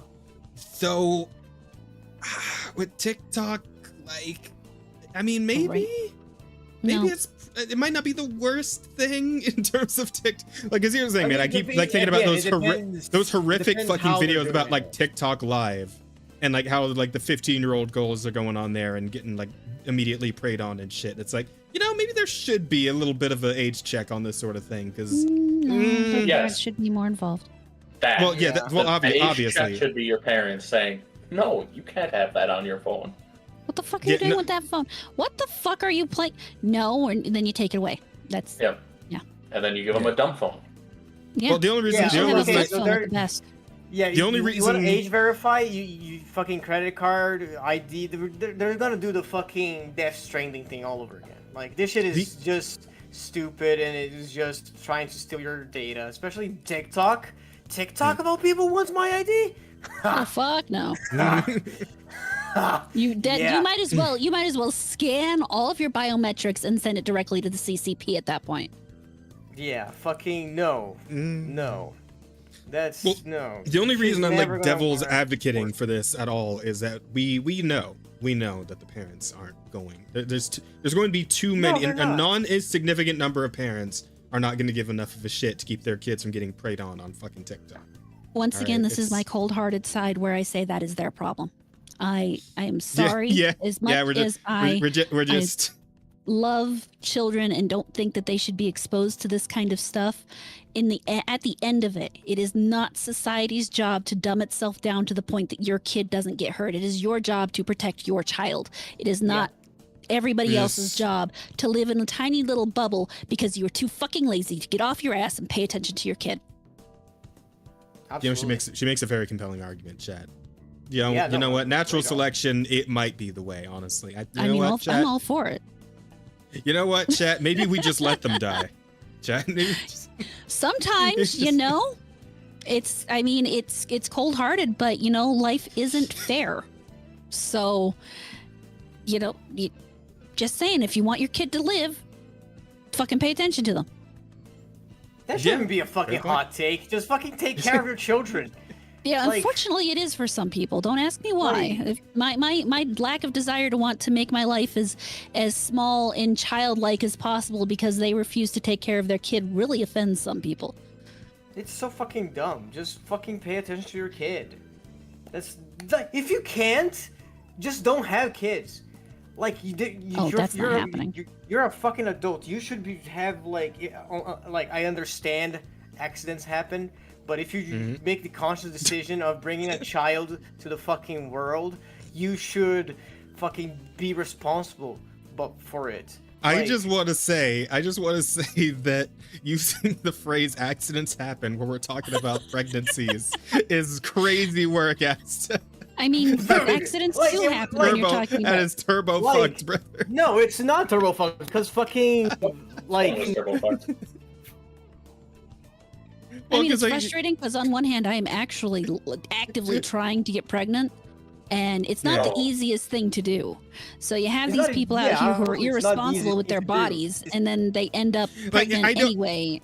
I know I get it, but I get it. It makes sense, and I know what you guys are all trying to say, but like at the end of the day, referring to a child as an accident just feels. Some children are accidents. I know, but it still some sounds children really are bad. planned. All right, Just as long like, as you Others love are your not. I get- accident, that's like- what matters.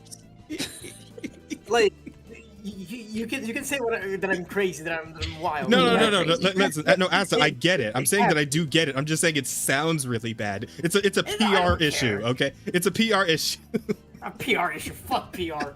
We're the offensive podcast, okay? We are, you know what? I That's can right. say whatever the fuck I want. And For the love of God, some- with everything like, we've already said, we're going to be concerned about calling children accidents? yeah, like Parents added to like, the collectively shut I up hate list. to break it to you, Yeah. but sometimes parents don't plan to have kids. No, absolutely. No, for sure. Also, I kind of now I just thought about something. Jake is bringing up in chat. You didn't talk about how you started a new cult on Twitter, Rada. During the Not a week cult. Once again, Yeah. not a cult. There is no mandatory anything. Listen, It is I mean, a you're a voluntary group of people going out and telling people who are fucking with our hobbies to collectively shut up. Well, listen. I'm not trying to use like cult in a derogatory sense here, Rada, but you are a Cthulhu. So any group that you make, I think, just automatically becomes a cult. No, you don't understand. It is not a cult. At no Mhm. point can I ever admit that something is a cult. That would totally defeat the point of a cult. Okay, fair point. Yeah, we do. First rule: don't talk about Fight Club. That is. You do not talk about Cult Club. That's a title. That's Yeah. a That was a good one. You don't talk about what? do not talk about Cult Club. It's pretty strong. I like. But I mean, I guess the way that's kind of going is kind of weird because I don't want to be like a leader of a movement or any shit like that. I just want people to go out and tell these people causing us problems to shut up and move on with their lives.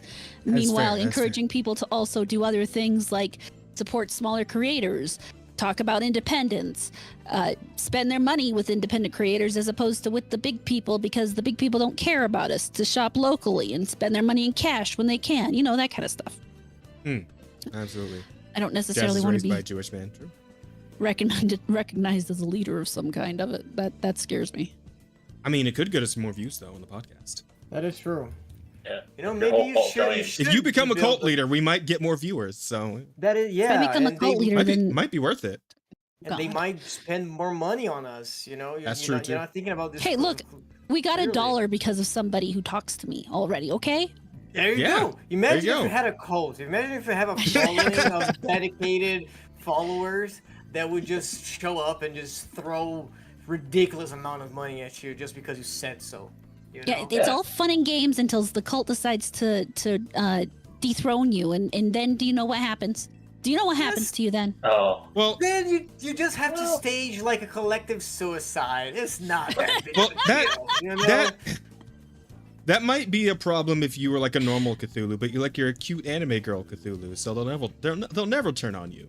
You're their cute That is little true. Cthulhu wife. Have you not paid attention to VTuber drama? I Yeah, mean, Okay, actually, just well, don't some of these people look, still have look, just fans. don't drop the hard R. We'll be fine. Okay. Oh, we It all does- know it's too late. Well, no, don't do it on stream. I mean, you can do it in your private life. That's fine. You know? That's between you and sheep. You know, you No, he finds it You hot. guys- So that's beside the point. Okay. well, you know, listen. Race play is not a new thing, guys. I don't know if you ever heard of Blacked, but like that's been a long running thing on the internet for a while. We don't need to be too surprised on this one. there's definitely a blacks and running joke in there, but Mm. Oh Lord. Okay. But yeah, circling back to TikTok here. Yeah, I mean, you guys are right in the long run that it should just be a parental issue that they handle. And you know, overall, we don't want the internet to have our facial data and all that. Yeah, we don't want another T-app incidents or anything of that sort. That is Yeah. completely Speaking fair. of which, did you see that they fucking had like a counter app for that was like Oh, the- see yeah, on the her T- that's also blew up. That's hilarious. Well, it's like no one ever learns like anything ever. as to we all know the internet is full of retards. Of course they don't learn. yep. Bro, it's so like it writes itself. It does. Mhm. It does. My MILF VTuber accidentally started a Cthulhu cult.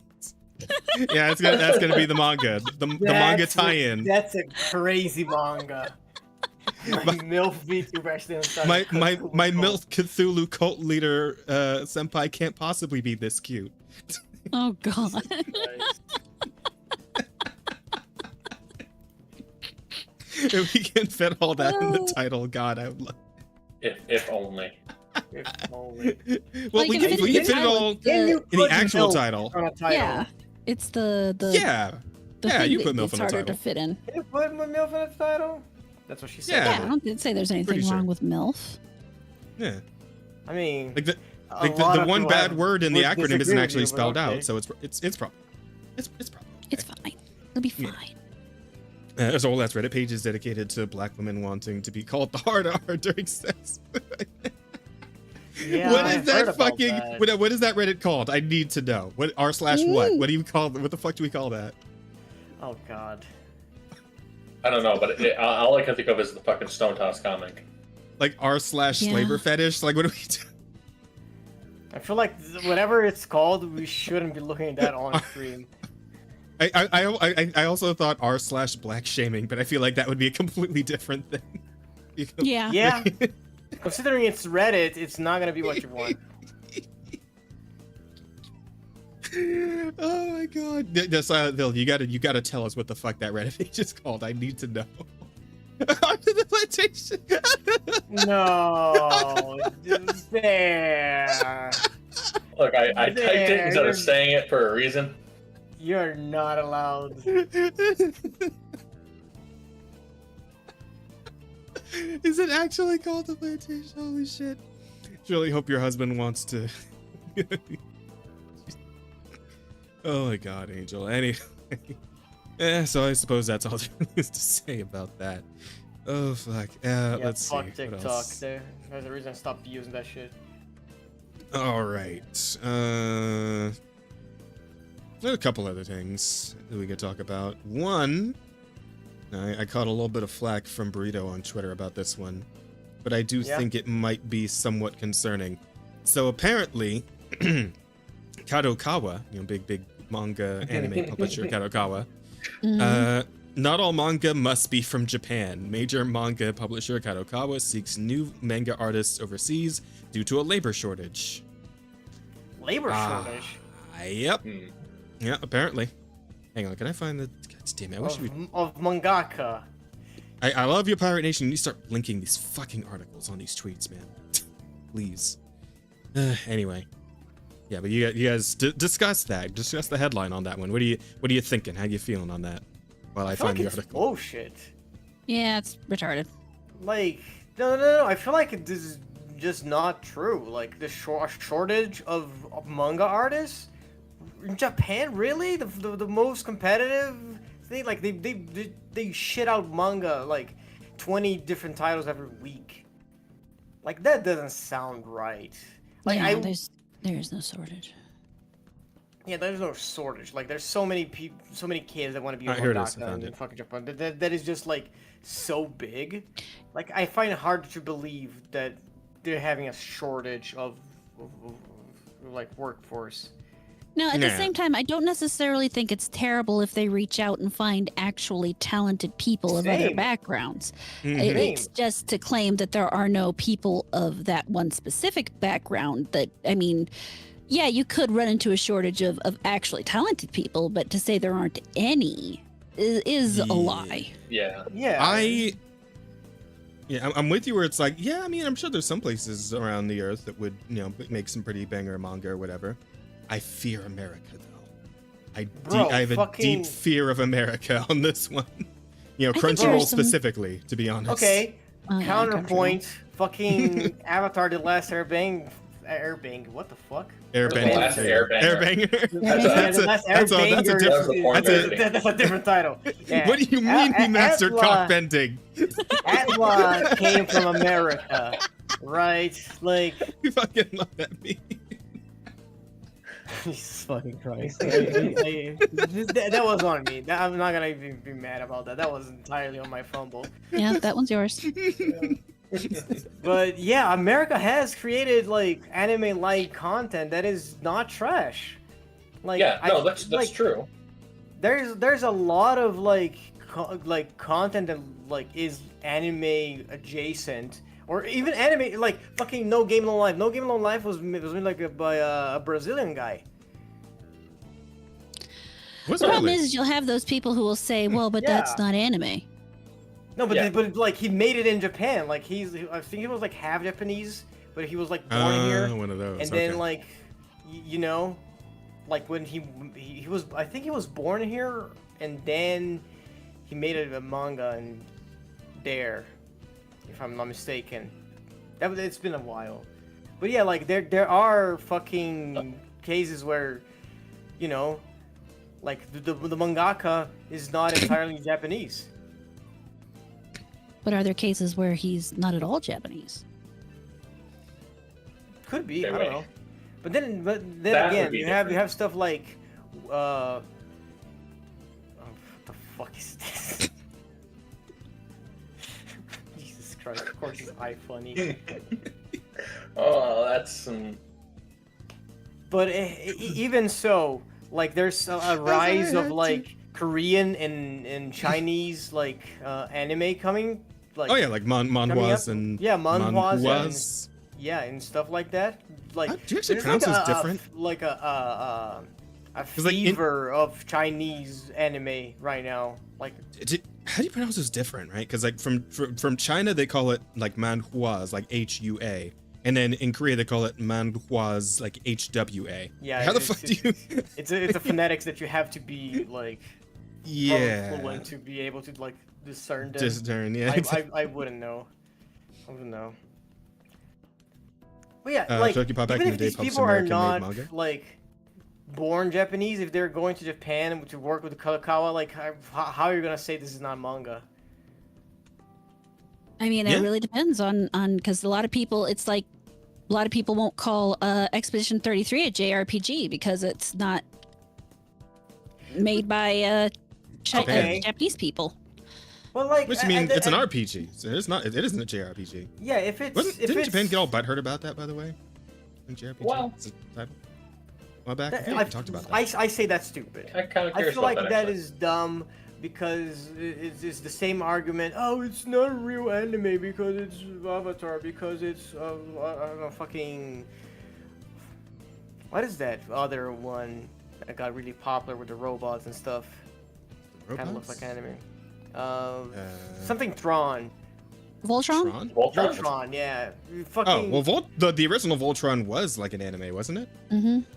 But then they made the remake, and the remake is not an anime. And it's fucking. It's stupid. Well, It's a stupid Pretty discussion. sure it If was it's- made by an American studio, yeah. Yeah, but but then again, like, No, does it I mean, matter Voltron is if it's American. technically or not technically an Is anime? Voltron American? I thought Voltron was Japanese.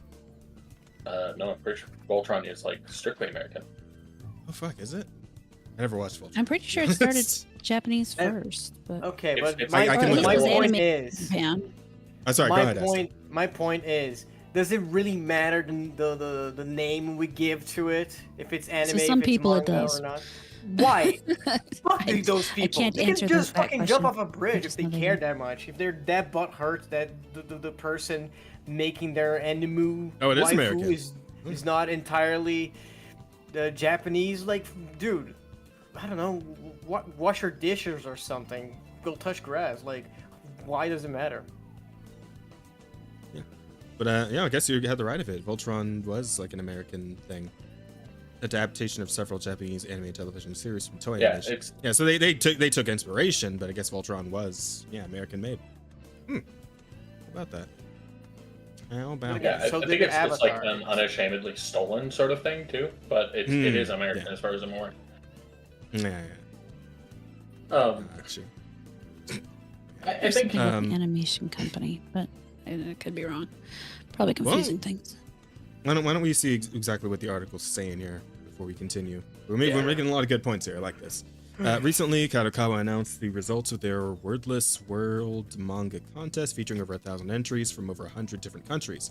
Oh, I The goal of entered the contest was it? I entered that shit. You did? Oh, shit. Wait, is that the? Didn't you you drew a comic about Zenless, right? With Jane and Seth? Was that? For Oh that? no, that's a different thing. I did. that was porn. I'm pretty sure. Oh. no, it's not porn. I mean, it was suggestive. Kind of porn, but not really. No, porn. It was no, what- no, no. it was She- what It's it just was smutty. porn. Yeah, she like Jane just said some spicy stuff, but like there was nothing, you know. Okay. Getting it mixed up with some of your other works, then my bad. It's fine. I wasn't It's not aware that he I'm drew not doing non-porn. I'm kind of Yeah, curious it's though it's now. not that I didn't draw porn of Jet and Jane, Seth and Jane specifically, but you know. I'm kind of curious about this now, though. I'm curious to see what your entry was for this. Like if I assuming I didn't see it before. Like, did you post this to Twitter or anything? No, I or? didn't post anywhere because it's fucking sucked. Oh, Aw. wait, was this like the last time they did this, or was this like years ago? What? I don't think I entered this time. Oh, okay. But you have entered this at some point in the past. Yeah. Because Pathos sent me this, and I was like, "Yo, this shit is so cool." I don't know if it was this exact. This one I remember Pathos sending me. I don't know if this was the one that I entered, but let me see if I can find because it has been like a while since I did this. Yeah. Also, if you don't want to like share it like publicly, you can just like DM it to me or something. No, But it's fine, anywho. hold on. Anywho, the goal of the contest was to promote Japanese manga and discover up-and-coming manga artists from all over the globe. In a recent interview with Oricon News, members of Kadokawa's overseas manga editorial team shared their goals for worldwide expansion and emphasized the necessity of broadening the talent pool of manga authors in Japan and overseas. Due to the popularization of digital comics in recent years, the number of supply points for manga has drastically increased compared to the past. However, there aren't enough manga artists to meet the demands of the market, and our editorial team have urgently taken on the task of scouting talented newcomers, said Risa Tomisaki, a member of Kadokawa's global digital book office and overseas manga editorial department.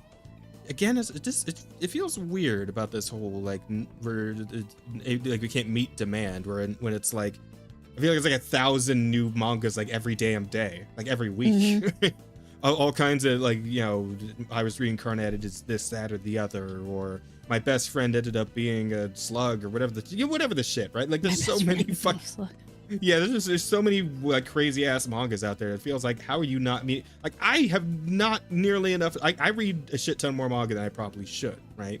I probably should spend more time on my actual responsibilities and whatnot. But even then, it's like there's so many. There's too much for me to consume.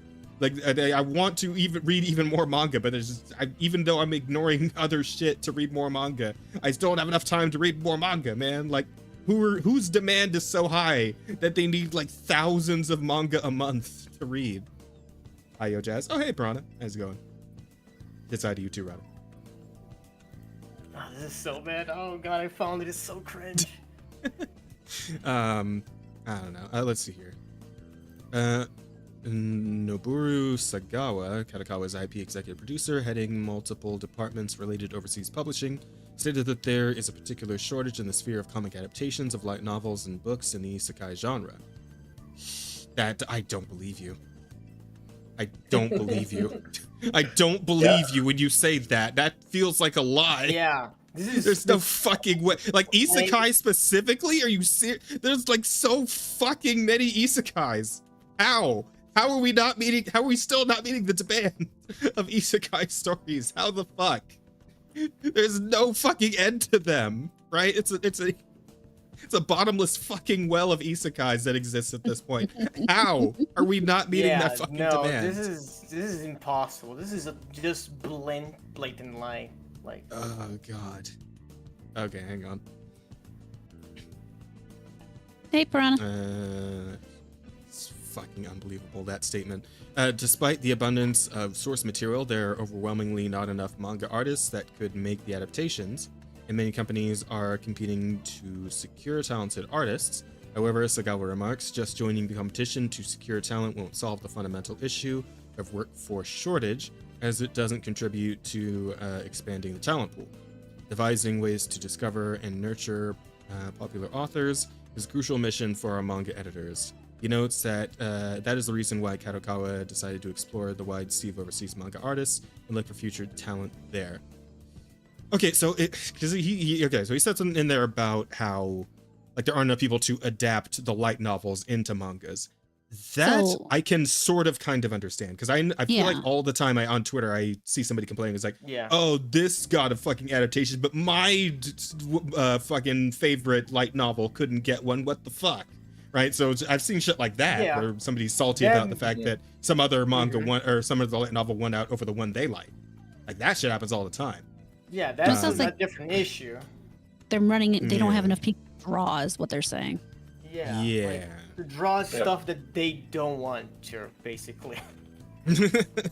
Yeah. This is. Most people that want to get into manga, they want to draw their own stuff. You know, their own stories and shit like that. I can believe more that they're saying that not every manga artist wants to fucking just adapt any shitty isekai novel that comes out every. Yeah. Well, I mean, they're not all shitty. Some of them are pretty solid, but like they're not I feel all like the shitty, but they're also like 1,000 of them.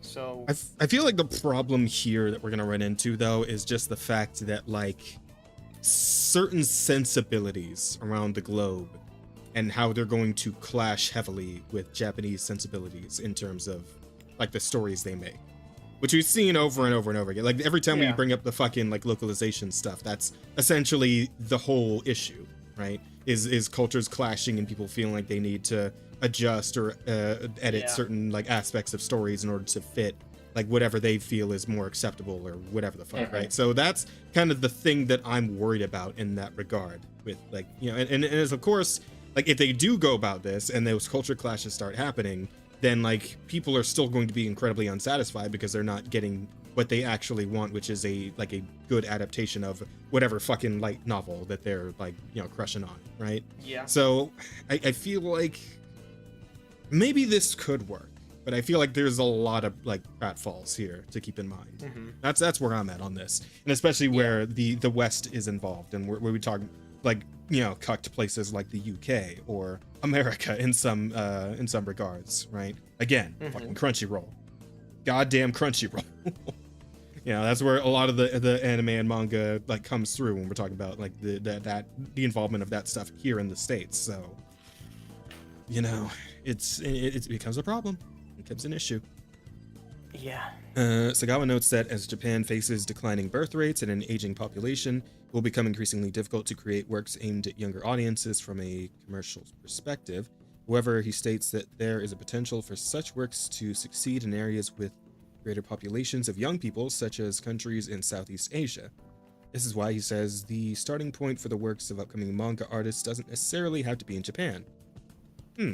Okay, so I guess maybe they're kind of prioritizing other like Asian countries right now. Kind of what it sounds like. Yeah, he said Southeast Asia. So. I mean, it would make sense again with the Chinese and the Korean market. And the Korean. Yeah, just growing so much with manhwas and stuff. You know? Oh, absolutely. not to mention having someone from that culture translate their light novels as opposed to trying to force a Japanese person to do it might actually be better. Yeah, absolutely. True. Yeah, so there's ups and downs here. There's potential for good, potential for evil, and hopefully we'll lean towards the good on this one. Let's see. On a related note, Kadokawa's anime branch has recently announced plans to raise the production value of their anime and further expand to the global market. One of Kadokawa's officials stated that the industry as a whole must raise the production budget and earn money via the global market, listing countries like Brazil, Mexico, and India as new potential candidates for the expansion of the anime industry. And like, I as far as Brazil goes, yeah, they do have a pretty sizable Japanese population in Brazil already, so yeah, kind of have like an inlay, right? Yeah, in some regard, yeah. So hey, Asta, maybe get in there still. Wouldn't it be so cool if your boy started working on a real anime? Yeah, it's just like actually the other thing here is like if they're like trying to outsource, you know, the production of anime itself, are they also trying to outsource the production schedule of anime that Japan gets into? Because that might not hit so well with a lot of other places on Earth. Right? I know Asta here probably couldn't handle that shit. I know I couldn't. No, I fucking could not. Are you crazy? Like I saw considering like a bunch of like fucking manga artists just straight up dying in a lot of cases from trying to keep up with these schedules, right? About this kind of shit, like they working like fucking 17 hours a day and getting paid like 5 cents, you know? Or crazy shit like that. That might be a little bit of hyperbole on the payment front, but it gets really fucking brutal over there. You know, I don't think it's too exaggerated. I feel like there are some animators that gain like cents a day. Dude, man, fuck. It's like a few hundred yen per day. You know, they have some sort of like labor laws in Japan for that sort of thing, don't they? I don't think for you do labor, like anime specifically. I don't think. I don't know. So we'll put on Elon Musk's anime project. Oh god, I'd rather kill myself. Given how often they talk about black companies and just the horrible shit they can get up to, it doesn't sound like they really do have strong protections there for workers. Yeah, they have a very strict work culture, which is like you die for your company. You know, sometimes it's literal. Yeah. So, I would love to be optimistic about this, but there's I feel like there's some real negatives that could come from this plan, especially if like other especially if other like anime companies in Japan are also looking to do this sort of thing. Because if Kadokawa is doing it, then chances are like other bigger anime studios in Japan are probably considering it too. So at the end of the day, it's going to be competition on whoever can get out the most content, you know, in the shortest amount of time. So this could be rough. Also, like the anime budget's going up. I mean, that one actually kind of makes sense, right? Because like some of the shit Kadokawa puts out and like the incredible amounts of like animation work, the detail that goes into some of those projects. Not all of them. Some of them come out looking cheap as fuck, but some of those projects come out like absolutely unbelievable in the terms of their animation quality. So, you know, those animators getting paid more. I'm definitely down for that. For sure. Yeah. So I guess we'll see how that all plays out. So I think I had one more thing here. What was it? Oh yeah, Definitely more. somewhat related, anime related. We have gotten some info on season 2 of One Piece live action on Netflix, and some casting choices have been called into question among Twitter. Some of them looked pretty good, actually. Like the one for Robin looked pretty solid. The one for Smoker looked good. That one giant dude was. In fact, I love the fact that we're getting like actual giant fucking like, because like some of the characters in One Piece are just giant for no reason. Like they're just fucking massively huge, and it's just like people are just like, well, okay, yeah, it's just that huge guy's there, and so they're actually starting to do that in the show. So that's fun that we're working with that. But the big point of contention here seems to be one Nefertari Vivi from the Alabasta arc, and the actor that has been decided to play her. So as you can see, this is the character from the original anime. Rather fair skin, bright blue hair, and our actor would be this lady here, who is apparently called Charithra Chandran and is Indian. I think was the what we got back? Yeah, British Indian, not black. Yeah, says Grok.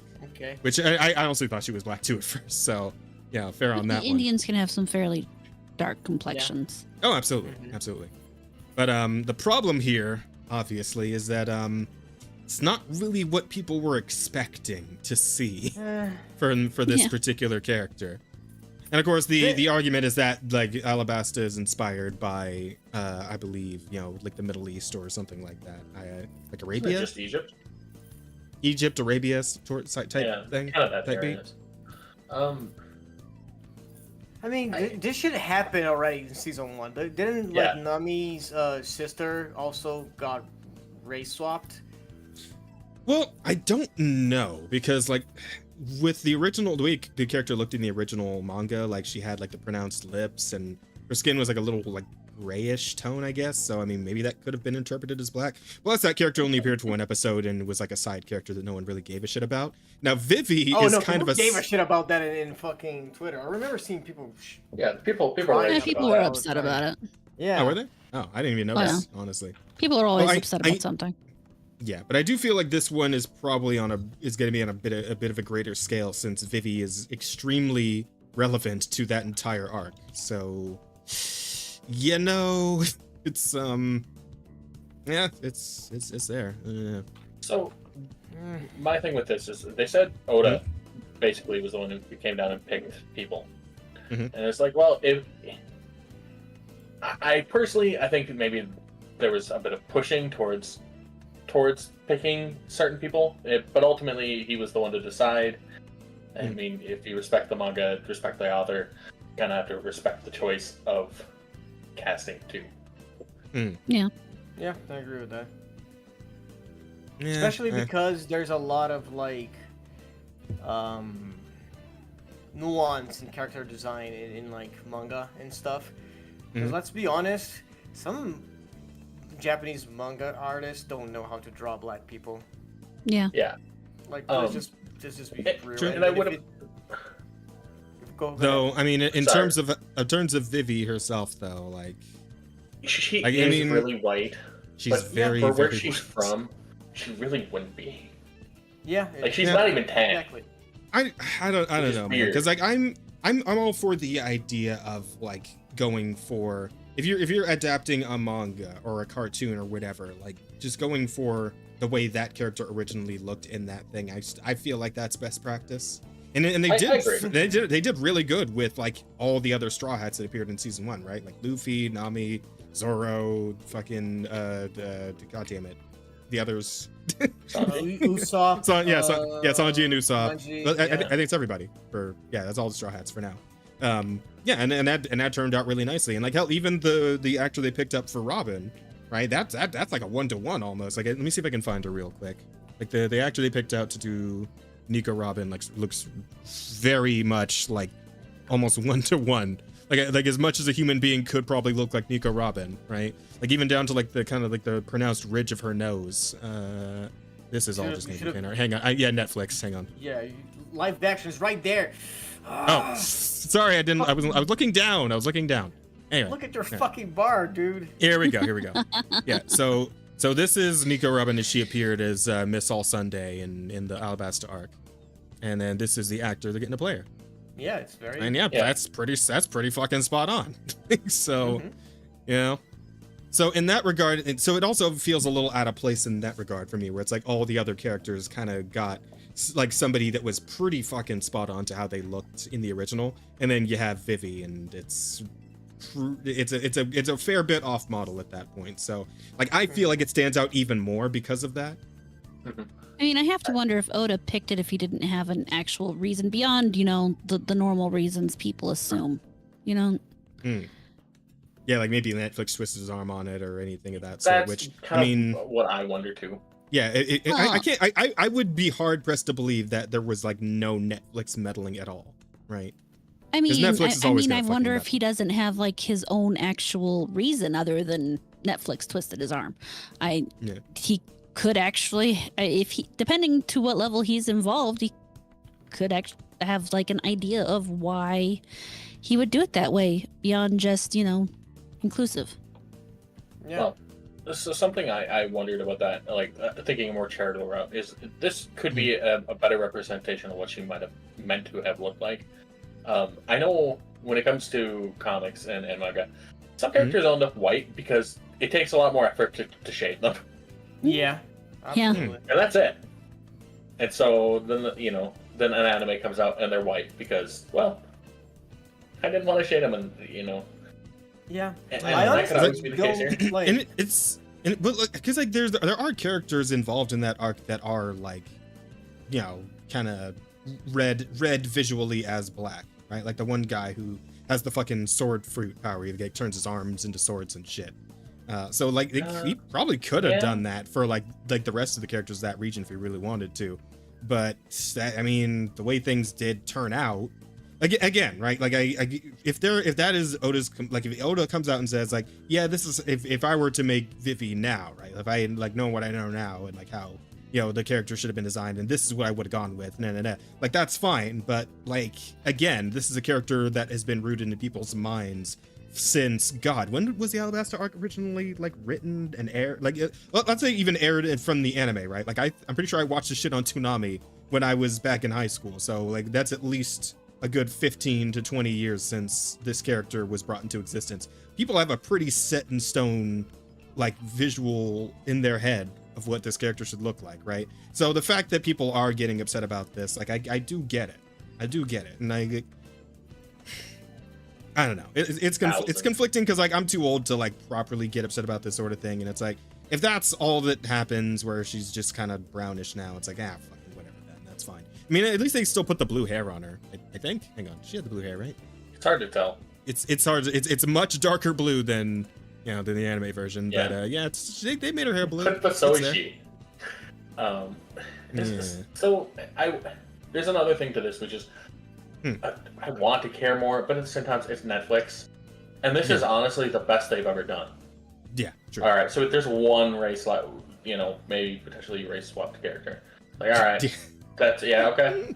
It's almost like that fucking that kid sitting at the desk with his fucking like every vein in his head going. I was like, it's like trying not to race swap for the net for the One Piece adaptation. It's like, oh, I gotta get one. Wow.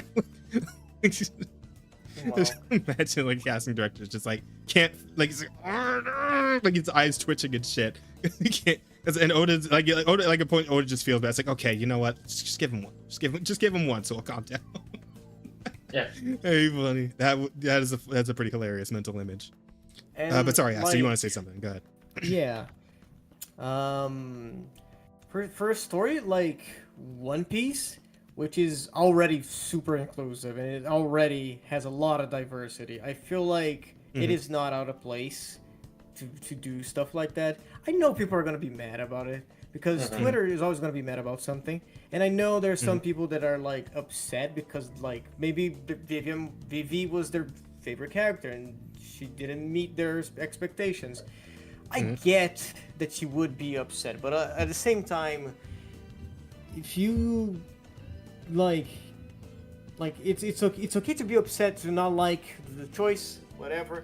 It's really silly to get a big like outburst out of this, right? Yeah. At the end of the day, like it is, if it doesn't change the story, like it's not gonna be any fucking difference at all. Like she's black, she's Indian, she's white, you know. There's also the hypocritical like aspect to this too, though, because I'm fairly certain that a lot of people who are like giving people shit for complaining about this are the same ones who probably like are like constantly bring up the whole thing with Zoro and Robin, where they started being drawn lighter like after the time skip or at a certain point in the anime, right? Because they used to be like a little more dark. They used to be a little more tan when the anime first started, and then they kind of like lightened up as time went on, especially after the time skip. Okay, I see your point, but that's you see how that's a different conversation, because then that's again, these people are complaining about something that the studio decided, because that's like the color they use to shade the characters. 9 out of 10 times doesn't come from fucking the mangaka. The biggest example of that is Bulma's hair. Like, Bulma's hair is not supposed to be the color it is in the anime. That's why they fix it in Super. That's why they fix Trunks' hair in Super. Right? So it's like... I like Trunks' hair better when he had the black color, to be honest. No, I agree. Yeah. I like Trunks better during the Cell Saga. Yeah, no, absolutely. It's so much... No, that Cell Saga Trunks is like the hardest design in all Dragon Ball. Like, it's pretty good. Fucking fight me on that. But... Yeah, I see that you're gonna make the hypocrisy on this, but at the same time, it's again, like it's we're gonna go back to the conversation that if you care that much about a character's color, like skin color, it's like it's not relevant to the plot at all, right? So why would anyone be pissed about this? Yeah. It's just what I'm saying is that I get it, especially with like how we've dealt with like so much race swapping shit over like the past, half decade or so. It's like a lot of people are very like sensitive about this sort of thing just because they've had to deal with it over and over and over and over again. So like to a point, I definitely get it. I'm not gonna care enough to like boycott the show or anything. I'm probably still gonna check it out because I enjoyed season 1 of One Piece live action. So I'm hoping season 2 will be able to deliver too. Good.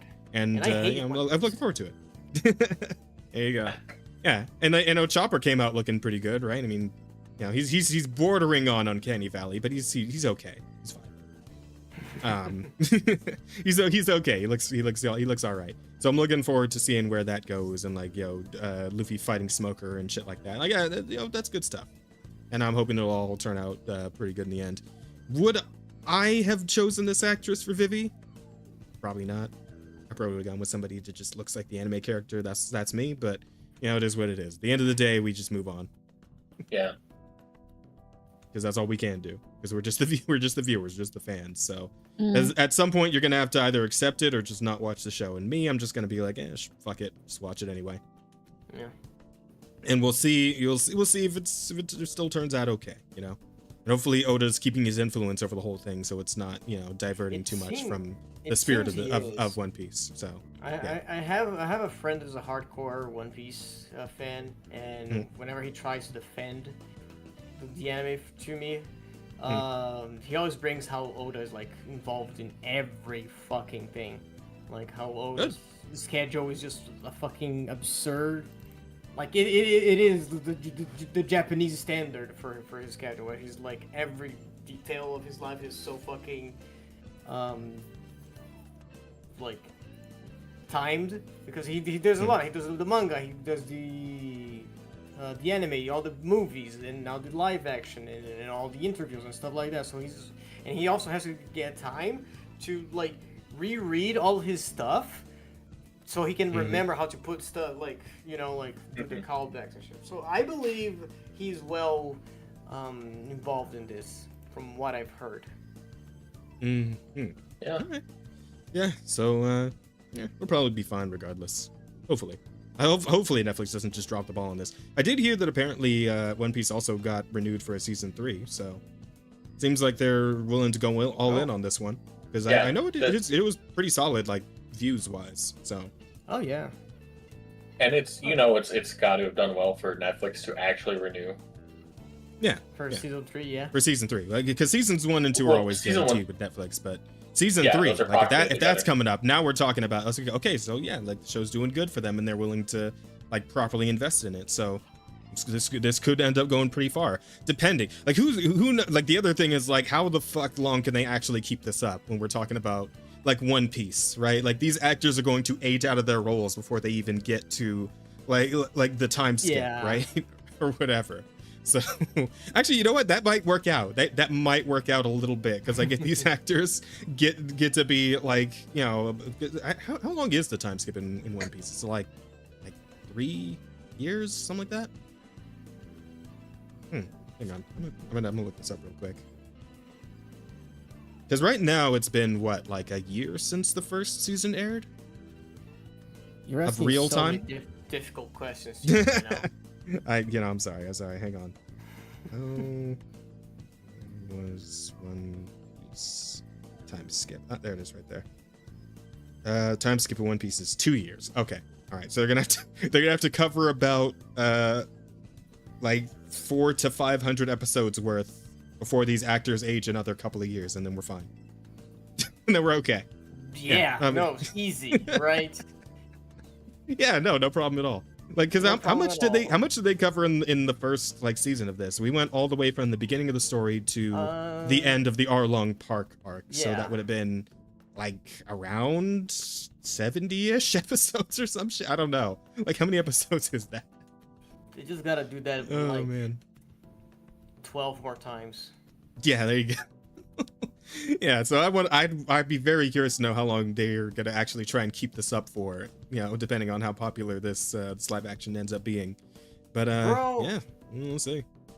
Like, One Piece has been going on for like they only 20 chose years. Yeah, they only chose like the 25 longest years. running fucking anime / manga in existence, right? Aside from like Dragon Ball. Yeah, like the actors are not gonna look the same by the end of it. No. It is gonna be jarring, and it unless they recast it. Yeah. Also, I do wonder. This will be somewhat interesting to know whether or not they're gonna be like going in on some of the more like racier female stuff that One Piece has done.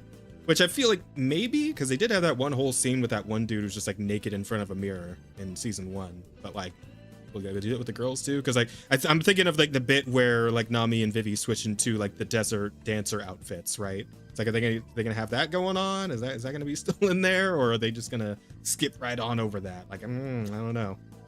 How's anime? What it's rated. Hey, well, I mean, it showed up on Toonami when I was a kid, so. No, I mean, you mean the live action on rated? Netflix? Well, again, Yeah. like there was a whole scene with a naked man in the first season. Did you see his dick? No, No. I think they showed his ass. Okay. That That doesn't matter. makes a difference. Okay. Well, I'm pretty sure they swore in it too. Like I think there was like a shit or a fuck dropped in there somewhere. So I think it was at least like TV 14. At least. So, One Piece, live action, or ratings. No, I feel like if you type in rating, you're gonna get like people's ratings Yeah, of it. Yeah, Right? that's what I got. TV 14. TV 14. Okay, yeah. Yeah. Now you mean when Nami and Vivi seduced a giant sand crab to motivate it into moving? I don't remember that bit actually, but if that's a bit that happened, yeah, I do wonder if that's gonna be able to stay in. Because like, here's the thing: there's a lot of moments of fan service across all of One Piece. Like there's some stuff in there that I don't know if they'd be willing to translate to the live action. Like for example, when Luffy first meets Boa Hancock, right? He goes flying into her fucking palace, crashes through a ceiling into a bath where she's just naked, right? Like, is that gonna be able to stay in when Boa Hancock finally like shows up in like season 3 or 4 or whatever, right? Like, I don't know. We'll see. We'll see. It's Helmeppo's. Oh my god. Yeah, Helmeppo. That was the naked guy in the first season. Yeah. Well. I guess we'll see how it all pans out. If nothing else, you always got the anime you can go back and watch. That's what I always. No, Whenever it's like it's like a really Anime bad is getting a reboot, so. Oh, true. just That is wait. true. Yeah, Just like wait. well, that's where I always like end up going to whenever I'm talking about like an adaptation of something, and it ends up like One Piece live action is fine so far, pretty solid. But whenever it's like a shit adaptation, it's like, well, hey, at least there's the original comic, manga, anime, whatever, right? Like you still got the old thing. You just go back and watch that again. Because as far as live action adaptations of anime go, 9 times out of 10, it's a massive fuck up. So Yep. you kind of got to just lock in that mentality to save yourself the suffering, right? But yeah, the actor was buff though. Yeah, and it was weird because like Helmeppo's not supposed to be buff until after like Garp starts training him and Cody. But I mean, yeah, whatever, I guess. He's still an actor, right? He's got to stay in good shape for other acting things, I'm sure. But anyway, yeah, that's kind of all I had for this week. I don't know if you guys have anything else that you want to talk about before we go. Do I? I don't think so. Nothing that's like actually pop culture. I watched an amusement at the shit happening in the VTuber scene. But that's another thing going on. Yeah, No, apparently just- there's some kind of meltdown between people again. yeah, that one. Oh, okay. Between- Yeah, like bunch of what do you call it? Google Docs flying around type shit or what? Yep. Oh, okay. Or Yeah, I don't Google care. I don't care. No, Are I they personally big don't. enough for us to talk about them? Yeah, probably not. Uh, Yeah. Our little 10 viewer podcast demands higher notoriety targets. Yeah. yeah. For us. to No, give we a can't shit. talk about just anybody. Exactly. No. Come on now. If Get real. it's someone with, like a couple thousand viewers, like not viewers, subs, it's like, bro, it happens all the time. Just Google VTuber, you're gonna find 5 of those happening every week. Yeah, that's it. All right. Yeah. Aren't So I guess funny, we're. like the what? fucking Roblox thing. Roblox thing. Yeah, Oh that's wait, also you mean funny. that one dude who was getting fucking sued because he was like busting pedophiles on Yeah. Roblox? Yep. And, I and found Roblox that decided to it- sue him about it? Like, what the fuck? Yeah, Well, I found and they're that gonna make was Roblox into a hilarious. dating thing. I'm sorry, what? They're gonna add a dating thing to Roblox. That's what those are. Oh, why the fuck would they invite the devil in like that? That is so fucked. And Why? just, just after they're Aw. suing the pedophile hunter, kind of Oh, telling. Oh god, Yeah. that yeah. that I is guess horrific. At this point, they just can just come out, right? Can we just arrest all of them?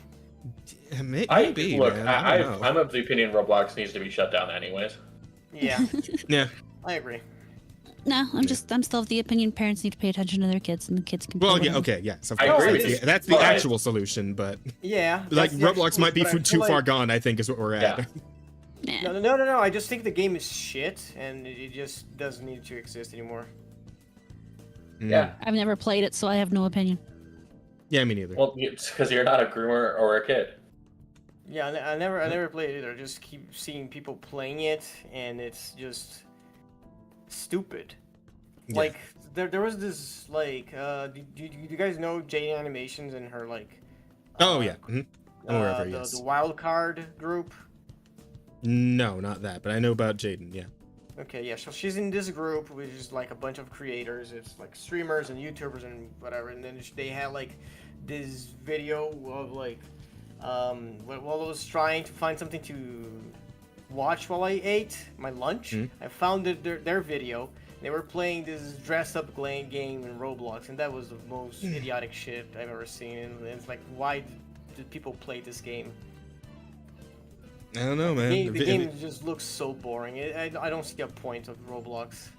Yeah. Well, every time I see it, it looks like a weird like Second Life block people type thing to me or some shit. I don't know. Yeah, no, and it kind of is, but it's oriented towards kids.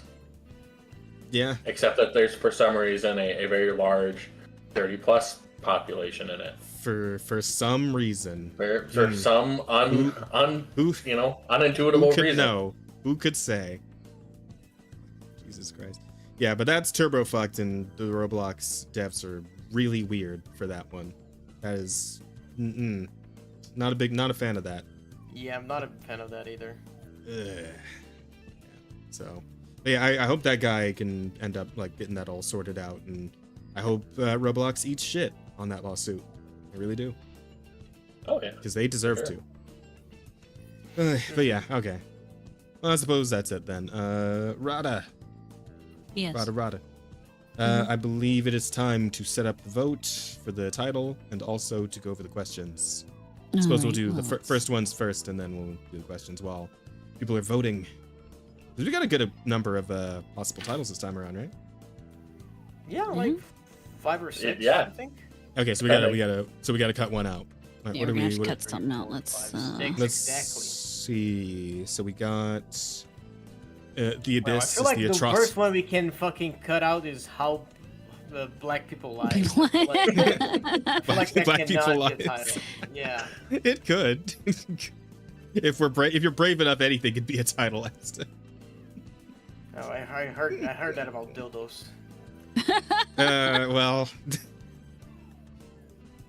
Well, we It all gotta cut depends 2, on- so I mean it's Okay. pretty easy to go ahead and cut that one. Yeah, I think that one's cuttable. Unfortunately. the doomed future of the Gen Beta males still feels pretty strong to me. I don't Yeah, know. that one's strong. Yeah. I would keep that. I'd probably cut, for what we have left, I would cut the Abyss and the atrocities. Yeah, I feel like I think that's that too long. Okay. Okay, It's all too right, long fair and enough. it's not as So funny as we the will others. keep All right, so the bottom 4 then. the last 4. Yeah, the bottom 4. Yeah.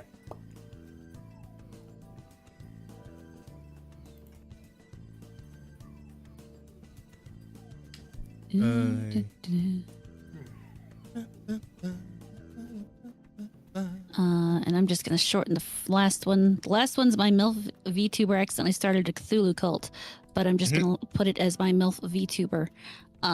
And then the first one's just gonna be the doomed future as opposed to the doomed future of beta male, since it's a little long on the poll. Okay. Yeah. So that's what you guys are voting for. All right, Gen Chad, Beta males. go ahead and put in your start votes. voting. And now Oh, Bear, we you, will oh, so you actually found a comic where Captain America did punch Hitler. Yeah, There you go. apparently the first one. yeah, Okay. that's the thing. Yeah. All right, so the questions. First one is from Electric Angel. What is the best SO you have ever had? I think he means operating system. You've ever had XP? I thought it was significant other. Something So very did Yeah. I, and I'm like, Yeah, "What?" But normally uh, it's OS. I think he just had a dyslexic moment there. Yeah, Yeah, and I was maybe. just basically I like- thought it was like my significant other. Like I have to Yeah. rank them now. Like I'm like, well, Damn. my husband. Yeah. Well, Okay. yeah. The one I you did- married I would probably married be him. the winner. Yeah. yeah, I like and I'm some still of us are married not to as him. lucky to have a married one. You know. But imagine though, like, because I'm sure she was listening to this right now. It's like, oh, my best significant other was like, what's this one guy I dated back in high school? You know? Damn, the cut Yeah, but- art is strong today. Oh. So what was the no. best OS you ever had? He's got XP, Vista, even 7. I mean, I went all the way back to Windows 95, but personally, I was a fan of XP. XP was fucking metal. I like the first time I played RPG Maker was on XP. I fucking love Windows XP. It was so cool. Well, I mean, Windows 7 seemed fine. It was okay. Yeah, Pretty good. I didn't. Yeah, I didn't mind that. That's a good choice. Yeah, just any fucking operating system that didn't cause cataclysmic crashes and shit all the time or whatever whatever other annoying bullshit. that Sure, Windows anything but 11 does. Windows ME. Fuck Windows ME. Yeah. Oh my Yeah. god, I hated that system. Yeah, fair enough. A Bear, did you get to weigh in on that one? Also 7. Yeah, for me, that was the right balance. Like, it wasn't quite as good as XP, but it had enough usability things in it that it made up for it in other ways. So, Fair enough. Aye. All right. Okay. What else we got? Electric Angel asked, have you ever seen the clip I send you? I did. Yes, it was a racist Chinese parody of a guy in a suit dancing, Mm-hmm. doing the Jinping shuffle. Hmm.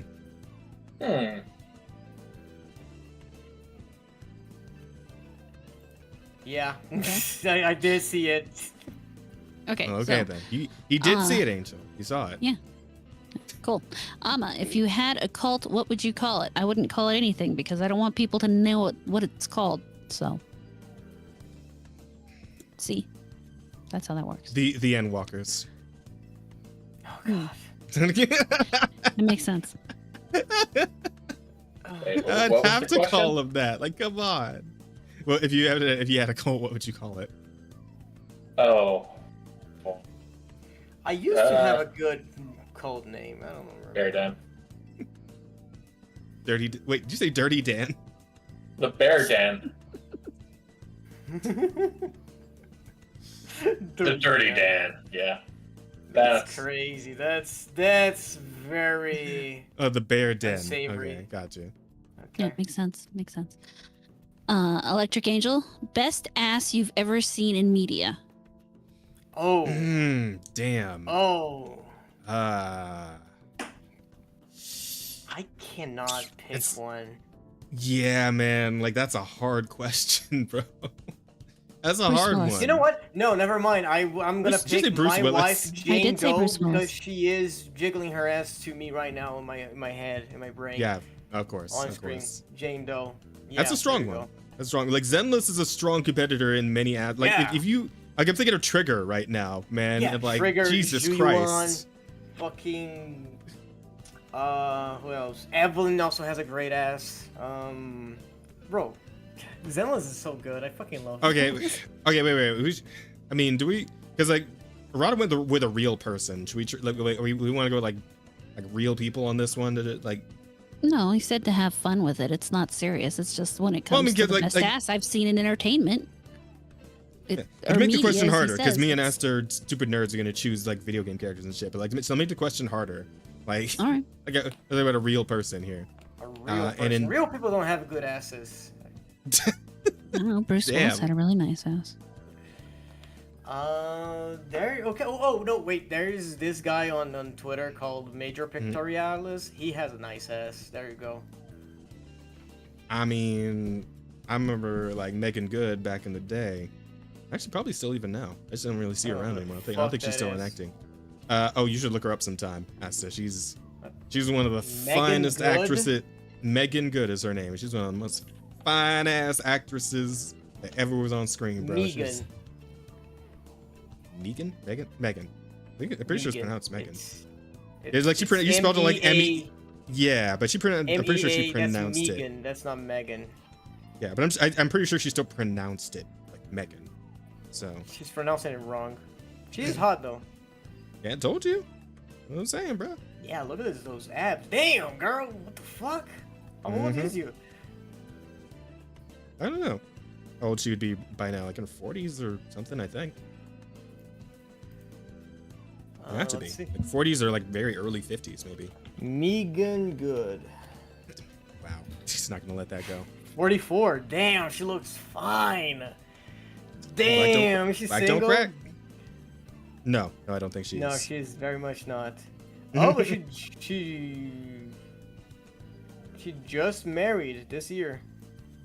Oh, really? Huh. Yeah. Damn, She I lost was, my chance, Chad. Chad, damn. Yeah, she's fine as hell. Goddamn. She's fine as hell. And,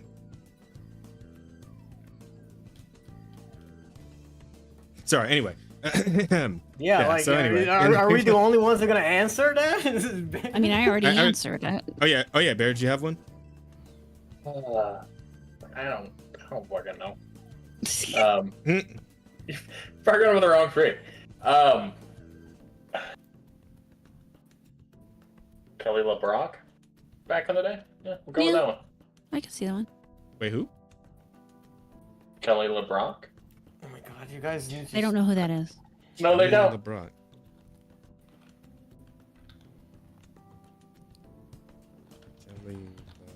Oh, LeBron? Kelly LeBrock. She's 65. Yeah, she is. Ah, That's She back is, in the yeah. day. That's why we don't fucking know who that is. You guys I need mean, to she start, was younger like, back then. Yeah, but you Yeah, guys obviously. need to choose people that are young now. Damn. I don't Oh, pay you don't. attention. I don't care. I So I got had you. to figure Okay, someone all who- right. He's kicking it old school. That's all right. That's okay. Ain't nothing wrong with Weird that. Science was a fantastic movie if you haven't seen that. Yeah. I have not. You should. It's a great movie. Definitely recommend. Okay. And now a silent villain. Is Jazz, Bear, and Sheep flexible enough to play first base like Vladimir Guerrero Jr.? Sheep probably not. Okay, first off, what is first base? Second of all, what the fuck is Baseball. that? They put the bases out in a diamond shape, and you run to the first one. Yeah. And so what he's talking about is this guy made a hit, and this guy caught the ball, but he did the splits. Oh, fuck no. That's not true. Wait. I could do it once. You know what? Ever. Hang on. Sorry, I got to circle back to the ask question because I just realized something. There actually is. No. This is important. This is important because there actually was a finer ass that I had seen, and it was this one weather girl. It's like Spanish weather girl. It was something Garcia. Yanet Garcia. Oh my God, Yanet Garcia. Hang on. Like they make fucking YouTube shorts, like compilations about her. Like if you've never seen the Yanet Garcia, like every time she turns around to point at the fucking like weather screen, like it became a fucking meme, dude. Like, hang on, there we go. Mexican weather lady. Wait, is that? Oh, that's not her. Hang on. Yanet Garcia shorts. Lady in red, Yanet Garcia, yeah. I assume it's also the green dress below that. Yeah. Oh yeah, her too. Yeah, right here. You can see her weather. Like anytime she turns around, oh, damn! Look at that. That is. Okay. Listen, bro. Come on with Okay, that. no, I see the vision. That's a much better answer. I'm gonna just let that play. Go ahead. Continue. Sorry. Jesus Christ. Bro has no shame. Nope. Not at all. Not at all. Go ahead. All right. Well, point is, yeah, I could do it once. I'm never getting back up. I would never be able to walk again. No.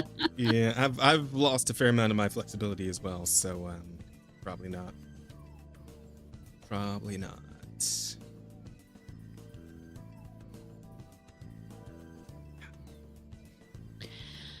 Next question, please. That would be all of the questions, guys. Okay.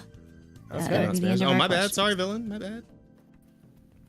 All right, that was. One of the FaZe guys used Jader? Like FaZe Clan? Holy Oh, shit! that's awful. And it looks like my MILF Vtuber's winning. Well. Go. Wow, by a lot. Yeah, Wow. that's possibly Crushed the it. cleanest the cleanest victory we've ever seen. Damn. Well, it looks like Sheep's really gonna have to master that cock bending so we can actually make you a MILF VTuber.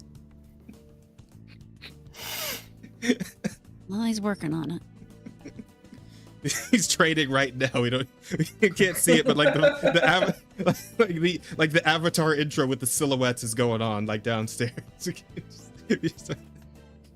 He's doing cock push-ups, one a day. Jesus Christ.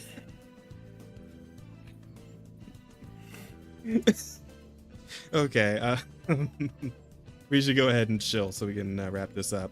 Guys, who's got stuff coming up? Rada, you can go I just first. realized that's Zuko. Okay. Well, on Thursday, Yes, you yes, and it I is. are going to do some Bloodborne, so they're Yeah. looking forward to that.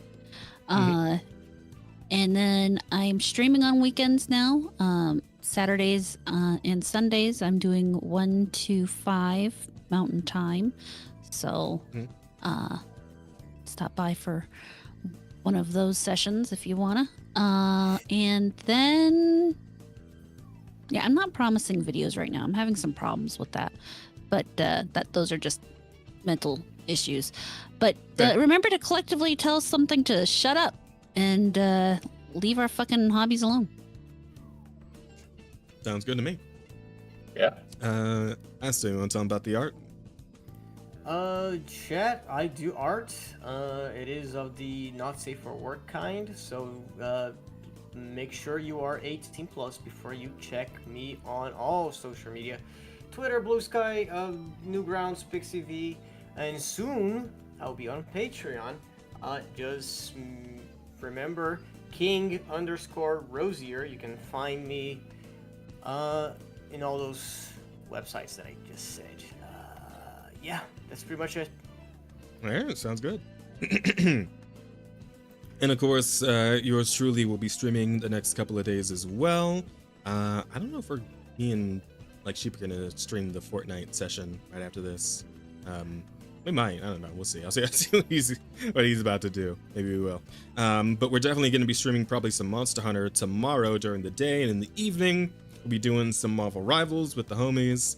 Like Rada said, Thursday night's going to be some Bloodborne. Thursday afternoon, I'm not sure yet. 100% sure yet what I'm going to do on Thursday afternoon. Maybe we'll do more Warframe. I do want to do more Warframe story content, so maybe that's what we're going to do. In fact, it's very, very likely now that I'm thinking about it. And that'll be it for the rest of the week, guys. And of course, we'll be back with another episode of the Offensive Charm podcast next week, same day, same time. So please feel free to swing back by for that. But I mean, who knows? We'll have too much to talk about. Well, how much can happen in 1 week, right? You need to stop saying that. Yeah, Yeah, no, definitely. you know what? I'm glad you I said that on the week that I'm not scheduled to show up. Thank you. I don't think I will. Oh, I guess we got to find a guest too. Shit. Rada, any thoughts on that? Wow. No. Shit. Okay. You guys are so prepared. We'll figure it out. We'll find somebody. You'll find somebody. It's okay. Problem is, I'll ask. everybody he knows tends to be busy on Tuesdays. I'll ask Akko. Akko's got a pretty wide circle of people who would actually be willing to come on a podcast like this. So I'll ask Akko. Have we asked Chase? Yeah. Well, Chase has been on, but yeah, we can have him on again. Fuck it. If he wants to. I'm down for that. I'll have to ask him. Okay. Then yeah, we'll figure it out, guys. But anyway, yeah. So we'll see you guys all next week. Until then, you guys know the deal. Go eat and drink and sleep and take care of yourselves, and never kill yourself. Good stuff. All right, guys. That's it for us here. Dose Xbot comes out. We'll see you later. Have a good night. Bye, chat. Good night. Bye-bye.